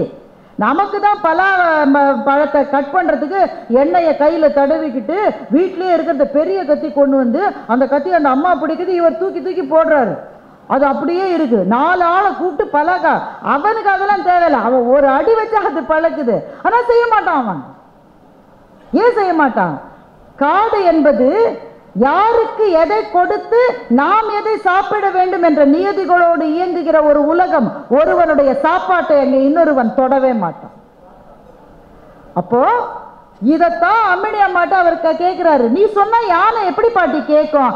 கேட்கும், சொல்ற விதமா சொல்லணும், சொல்ற விதமா சொல்லணும். எப்போ என் வீட்டில் இதுவும் செய்யாதப்பானா நாம பேசுறது அதுக்கு புரியும் என்று அம்மினி அம்மா சொல்லுகிறார். இப்போ இந்த புத்தகத்தை, கழுகுகளின் அந்த காடு என்ற புத்தகத்தை படிக்கிற போது எனக்கு ஒரு பெரிய வெளிச்சம் பாருங்க நண்பர்களே, பெரிய வெளிச்சம். நம்மை பொறுத்தவரையில் அறிவாளி என்பவன் யார்? யாரை நீங்கள் அறிவாளி என்று சொல்லுவீர்கள்? எங்க வீட்டு பக்கத்துல ஒருத்தர் போய் PhD 4 PhD பண்ணிருக்காரு. அவர் பெரிய அறிவாளி. எதிர் வீட்டில் ஒரு ஆள் பெரிய அதிகாரிங்க. இந்த அதிகாரி படிச்சவர் எல்லாரும் போய் யார்கிட்ட கும்பிட்டு நிக்கிறாங்கன்னா, ஜாஸ்தி காசு இருக்குல்ல அவன்கிட்ட போய் கும்பிட்டு நிக்கிறாங்க. அதனால அவன் தான் எல்லாரையும் விட பெரிய ஆளு. இதுதான் நம்முடைய மதிப்பீடு. யார் டெக்னாலஜிக்கலி சாவி, பெரிய டெக்னாலஜி படிப்பெல்லாம் படிச்சிருக்காரு, ரொம்ப பெரிய மருத்துவர், ரொம்ப பெரிய வக்கீல். அப்போ முறை சார்ந்த கல்வி கற்றவர்களை, புத்தகங்கள் படித்தவர்களைத்தான் அறிவாளிகள் என்று மதிக்கின்றது நம்முடைய பார்வை. ஆனால் ஒரு காட்டிலே ஒவ்வொரு இலையும் ஒரு கதை சொல்லும், ஒரு காட்டிலே ஒவ்வொரு விலங்கும் இப்படி வாழும் என்று தெரிந்து வைத்தவர்களை அறிவாளிகள் என்று கூட நாம் ஏற்றுக்கொள்வதில்லை என்று சொன்னால் நம்மை விட முட்டாள்கள் வேறு யார் இருக்க முடியும்? இந்த புத்தகம் எனக்கு கொடுத்த மிகப்பெரிய புதையல் என்னவென்றால், அறிவு என்பது ஒரு வழிப்பாதை அல்ல, அது பரந்துபட்ட பல வழிப்பாதை. அவரவர் துறைகளில் அவரவருக்கு இருக்கிற அறிவை நாம் மதித்தோம் என்று சொன்னால் அப்போதுதான் நம்முடைய வாழ்வு எல்லாரையும் ஒன்றாக இணைத்து கொண்ட சமத்துவ வாழ்வாக மலர முடியும். இதுதான் எனக்கு கிடைத்த மாபெரும் பாடம். நீங்க பாத்தீங்கன்னா பெரிய அறிஞர்கள், அவங்கள சாமானியர்கள் ஜெயிச்சதா ஒரு கதை எல்லா தொன்மங்கள்லயும் இருக்கும். அவ்வை பாட்டி ரொம்ப பெரிய புத்திசாலி தானே. ஒரு காட்டிலே இருக்கிற ஒரு சிறுவன் சுட்ட பழம் வேணுமா சுடாத பழம் வேணுமான்னு கேட்குறான். அப்போ அவ்வை அதை பாடலாக எழுதுகிறார். காட்டில் இருக்கிற ஒரு பையன்ட்ட நான் தோத்து போனேன், 2 நாள் எனக்கு தூக்கம் வராதுன்னு பாட்டு எழுதுறாய். இரு இரா துஞ்சாது என் விழின்னு எழுதுறான். அது அப்படிதான் இருக்கும் பாருங்க. நாங்கள் கூட பட்டிமன்றத்தில் சரியா பேசலைன்னா தூங்கவே முடியாது. அன்னைக்கு ராஜா அப்படி சொன்னப்போ நான் இப்படி பதில் சொல்லியிருக்கோம். ஐயோ விட்டனே விட்டனே விட்டனே, இன்னுமே எனக்கு செய்யறது அங்கெல்லாம் தோணணும். அப்போ நம்ம அந்த இடத்துல பதில் சொல்ல முடியலன்னா அது தூங்க முடியாது. அது அதுதான் அவ்வை சொன்னா, இரு இரா துஞ்சாது என் விழி. அது மாதிரி கம்பன் ஒரு வழியா போனானா, மூங்கில் இலை மேலே தூங்கும் பனி நீரேன்னு ஒருத்தன் ஒரு உழவன் பாட்டு பாடிட்டு வீட்டுக்கு போயிட்டானோ. ஐயோ அடுத்த நாள் எப்போ வருவான், அடுத்த லைன் என்ன கம்பனுக்கு வராத வரியா, அடுத்த லைன் கம்பனுக்கு வரல. அடுத்த நாள் அந்த உழவன் வந்து அதை கம்ப்ளீட் பண்ணா, மூங்கில் இலை மேலே தூங்கும் பனி நீரே தூங்கும் பனி நீரை வாங்கும் கதிரோனேன்னு உழவன் கம்ப்ளீட் பண்ணான். ஐயோ இது இல்லை கவிதைன்னு கம்பன் சொன்னதாக ஒரு கதை இருக்கிறது. நிஜமா நடந்திருக்கலாம், நடக்காம இருந்திருக்கலாம். ஆனா இந்த மாதிரி கதைகள் நிறைய இருக்கும். அறிவாளிகளை சாமானியர்கள் எதிர்த்து ஜெயித்ததாக எனக்கு ரொம்ப பிடிச்ச கதை. காளிதாசனை பத்தி கேள்விப்பட்டிருப்பீங்க. காளிதாசன் போஜராஜனுடைய அவையில அவை புலவனாக இருந்தான். போஜராஜனுக்கு காளிதாசனுடைய கவிதைனா அப்படி பிடிக்குமா, தினம் காளிதாசனை பாராட்டிக்கிட்டே இருப்பான். இந்த மாதிரி யாராவது எழுதப்பட இந்த மாதிரியா. அதனால காளிதாசனுக்கு கொஞ்சம் ஒரு வேளை ஒரு வரும் தானேங்க, மனுஷன் தானேங்க வரும் தானே, கொஞ்சம் ஒரு ஒரு ஊருக்கு போகிறான். அந்த அது தண்ணி தாகம் எடுக்குது. ஒரு பொண்ணு தண்ணி குடம் எடுத்துக்கிட்டு எதிரில் வர்றான். அந்த பொண்ணுக்கிட்ட அம்மா கொஞ்சம் தண்ணி கொடு. யாருன்னு தெரியாதவங்களுக்கு நாங்கள் தண்ணி கொடுக்க மாட்டோம். இவன் யோசிக்கிறான், நான் யாருன்னு சொன்னால் இவளுக்கு புரியுமா, நான் எவ்வளோ பெரிய கவிஞன், அரசனே தினம் என்னை புகழறான், இதெல்லாம் இவளுக்கு எப்படி சொல்றது. சரி அதெல்லாம் சொன்னால் புரியாத அவளுக்கு, நான் ஒரு விருந்தாளின்னு வச்சுக்கம்மா, ஒரு விருந்தாளிக்கு தண்ணி கொடுமா என்று காளிதாசன் சொல்லுகிறான். அந்த பெண் சொன்னா, அந்த உலகத்தில் 2 விருந்தாளிகள் தான் இருக்கிறார்கள். ஒன்று செல்வம், இன்னொன்று இளமை. இது 2ம் தான் வந்துச்சுன்னா கட்டாயம் திரும்பி போயிடும். அதனால இது 2 தான் விருந்தாளி. இந்த 2ல் நீர் யார்? இவன் என்ன பதில் சொல்லுவான்? சரிம்மா விருந்தாளி இல்லை, நான் ஒரு பயணின்னு வச்சுக்கோ, எனக்கு கொஞ்சம் தண்ணி கொடு. இந்த உலகத்தில் 2 பயணிகள் தான் இருக்கிறார்கள். ஒன்று சூரியன், இன்னொன்று சந்திரன். அது 2ம் தான் நிற்காமல் போய்கொண்டே இருக்கிறது. இந்த 2ல் நீ யார்? என்னடா வெள்ளங்கம் பிடிச்ச பொண்ணா இருக்கும் போல இருக்கு இது. பாருமா எனக்கு ரொம்ப விடாமுயற்சி உண்டு, நான் தண்ணி வேணும்னா தண்ணி வாங்கி குடிச்சுட்டோம் போவேன் அப்படின்னு காளிதாசன் சொன்னான். அந்த பொண்ணு சொன்னா, இந்த உலகத்தில் 2 பேர் தான் விடாமுயற்சி உடையவர்கள். ஒன்று முடி, இன்னொன்று நகம். இது 2ம் தான் வெட்ட வெட்ட வளர்ந்துகிட்டே இருக்கும். இந்த 2ல் நீர் யார்? காளிதாசனுக்கு என்ன சொல்லுவது என்றே தெரியவில்லை. அம்மா நான் ரொம்ப பொறுமையா இருக்கு, என் பொறுமைக்கும் ஒரு எல்லை உண்டு. இந்த உலகத்தில் 2 பேர் தான் பொறுமையானவர்கள். ஒன்று நீ எவ்வளவு மிதித்தாலும் தாங்கிக் கொள்ளுகிற பூமி. 2 கல்லை விட்டு நீ எரிந்தாலும் கனியை கொடுக்கின்ற மரம். இந்த 2ல் நீர் யார்? வெறுத்துட்டா வாழ்க்கையை. ஒன்ன போய் தண்ணி கேட்டேனே, என்னை விட பெரிய முட்டாள் இருக்கவே முடியாது. இந்த உலகத்தில் 2 முட்டாள்கள் தான் இருக்கிறார்கள். ஒன்று எல்லாரும் தன்னை புகழ்வதால் தான் அறிஞன் என்று நினைக்கிற அரசன். அந்த அரசனே தன்னை புகழ்வதால் தான் தான் அறிஞன் என்று நினைக்கின்ற கவிஞன். இந்த 2ல் நீ யார் என்று கேட்டார். கதை சொல்லுகிறது, தாயே என்று காளிதாசன் அவள் காலில் விழுந்தான் என்று கதை சொல்லுகிறது. இது நிஜமா நடந்தாங்க. இந்த தொன்மம் நமக்கு சொல்லுவது ஒன்றுதான். அறிவாளிகள்னு சில பேர் ஸ்டாம்ப் குத்தி வச்சிருக்கோம் சார். அவங்க பதவியில் இருக்காங்க, அவங்க படிச்சிருக்காங்க, அவங்களுக்கு பட்டம் இருக்கு, அவங்கள்ட்ட இல்லை பணம் இருக்கு, அவங்க economically they are well to do. அவங்க பணமுடைய எவ்வளவு புத்தி இருந்தா இவ்வளவு காசு எடுத்துருப்பான்றோம், எவ்வளவு புத்தி இருந்தா அவ்வளோ பெரிய பதவிக்கு போயிருப்பாங்கன்றோம். இப்ப இவர்களெல்லாம் நம்ம ஸ்டாம்ப் பண்ணி வச்சிருக்கோம், இவர்கள் தான் அறிவாளிகள், இவர்கள் தான் அறிவாளிகள். அறிவு என்பது குறிப்பிட்ட துறைகளுக்குள் சிறை வைக்கப்படுவது அல்ல என்ற வெளிச்சத்தை இந்த புத்தகம் தான் எனக்கு கொடுத்தது. பல துறைப்பட்ட அறிவு. அம்பினி அம்மாவுக்கு போன் எப்படி யூஸ் பண்றதுன்னு தெரியாது சார். ஏன் வள்ளுவரே இன்னைக்கு வந்தா கூட அவருக்கு அறிவுல நம்ம சொல்லிடுவோம், ஏன் அவர்கிட்ட போன் இல்லை. நம்ம பிள்ளைங்க ஒரு போன் கூட இல்லை இந்த தாத்தாட்ட. I don't think is intelligent. ஆனா அறிவு என்பது குறிப்பிட்ட துறைகளுக்குள் இருப்பதல்ல, அந்த துறை அறிவு அதை தாண்டி இருக்கின்ற விழுமியம் சார்ந்த அறிவு. சார் காட்டில் இருக்கிற அந்த அம்மா இங்க யானையும் நானும் சேர்ந்து தான் வாழ முடியும்னு சொல்லுது இல்ல. யானையை அழிச்சிட்டு நான் வாழணும்னு அந்த அம்மா நினைக்கல இல்ல. அப்படி அந்த அம்மா நினைக்காம இருக்கிறதுனால தானே அந்த அம்மாவை வாழறதுக்கு அந்த யானை அனுமதித்திருக்கிறது என்றால் இயற்கை எல்லாரும் சேர்ந்து வாழ்வதற்கான சூழலை தான் கொடுத்திருக்கிறது. அதைத்தான் எங்கள் தாத்தா வள்ளுவர் சொன்னார், பகுத்துண்டு பல்லுயிர் ஓம்பல் நூலோர் தொகுத்தவற்றுள் எல்லாம் தலை, எல்லாம் தலை. 1,00,000 புத்தகத்தை எழுதிருக்காங்கடா இந்த உலகத்துல, ஒவ்வொருத்தரும் ஒவ்வொன்று சொல்றான். எல்லாரும் சொல்றத நீ செய்ய, அதெல்லாம் செய்யாட்ட கூட ஒன்று செய்ய. பகுத்துண்டு பல்லுயிர் ஓம்பல் நூலோர் தொகுத்தவற்று. This earth is for everybody. இது உனக்கானதுன்னு நீ நினைக்கிறல்ல மனுஷன், அதனால தானே சார் ஏரி மேல வீடு கட்டுறான். ஏன் அது அவனுக்கானதுன்னு அவன் நினைக்கிறான், இன்னொருத்த இருக்கக்கூடாதுன்னு அவன் நினைக்கிறான். அப்போ காட்டிலே வாழுகிற நம்மை போல பள்ளியிலே போய் படித்த அந்த முறை சார்ந்த அறிவு இல்லாதவர்களுக்கு நம்மை விட பெரிய ஞானம் இருக்கிறது. என்னவென்றால் காடு என்பது எல்லாரும் சேர்ந்து உறைந்து வாழ்கிற இடம் என்ற எண்ணம் இருக்கிறது. நாட்டிலே வாழ்கிற நமக்கு இல்லையா சார்? நம்ம பார்க்கிங்ல 10 சென்டிமீட்டர் பக்கத்து வீட்டுக்காரனோட பைக் வந்தா சும்மா விட்டுருவீங்க நீங்க? ஒன்றும் ஒன்றும். அப்ப எனக்கு எனக்கு எனக்கு என்று சுருக்கி கொள்ளுகிற ஒரு அறிவைத்தான் முறை சார்ந்த கல்வி நமக்கு கொடுக்கும் என்றால் அந்த கல்வியால் என்ன பயன் நமக்கு? அந்த கல்விக்கான வாய்ப்பே இல்லாத அம்மினி பாட்டிக்கு காட்டுல எல்லாரும் சேர்ந்துதான் வாழணும் என்ற அறிவு இருந்தால் அந்த அம்மினி பாட்டி நம்மளோட புத்திசாலி தானே சார்? இந்த வெளிச்சத்தை எனக்கு கொடுத்தது இந்த புத்தகம். இது மயக்குகிற சொற்களால ஒண்ணும் கிடையாது. ஒரு ஒரு ஒரு அதிகாரியினுடைய டிராவல் லாக். அவர் பயணம் செய்கிறார், வேலைக்காக பயணம் செய்கிறார். பயணம் செய்கிற இடத்திலே அவர் சந்தித்ததை பற்றி எழுதுகிறார் என்றால் உங்கள் ஒவ்வொருவருக்குள்ளேயும் ஒரு புத்தகம் இருக்கிறது. நீங்கள் படித்த புத்தகங்கள் அல்ல, உங்கள் வாழ்க்கையை உங்களால் எழுத முடியும். அப்படி நீங்கள் எழுதுகிற போது நாளா எழுத்தாளர் இல்லை, எழுத்தாளர்னு யாருமே கிடையாது. உங்களுடைய சொற்களுக்கு சத்தியம் இருந்தால் எழுத்து தன்னைத்தானே எழுதி கொள்ளும். உள்ளத்துள் உண்மை ஒளி உண்டாகில் வாக்கில் ஒளி உண்டாகும் என்று எங்கள் மகாகவி சொன்னார். அப்ப மனசுக்குள்ள உண்மை இருந்து உண்மையத்தான் எழுதணும்னு நினைக்கிற எல்லாருமே எழுத்தாளர் ஆக முடியும் என்று சொன்னால், பெருமக்களே, ஐயா சொன்னதுபடி நாளைக்கு ரோபோக்கள் நம்மோட இந்த மாதிரி ஒரு கூட்டத்தில் ஒரு 40 வருஷம் நம்ம இருக்க மாட்டோம். யாராவது அப்போ சென்னை புத்தக கண்காட்சியில் ஒரு பேச்சாளர் பேசினால் இங்க உட்கார்ந்து இருக்கிறவங்களை எதெல்லாம் ரோபோ எதெல்லாம் ஆளுன்னு அவருக்கு தெரியவே தெரியாது.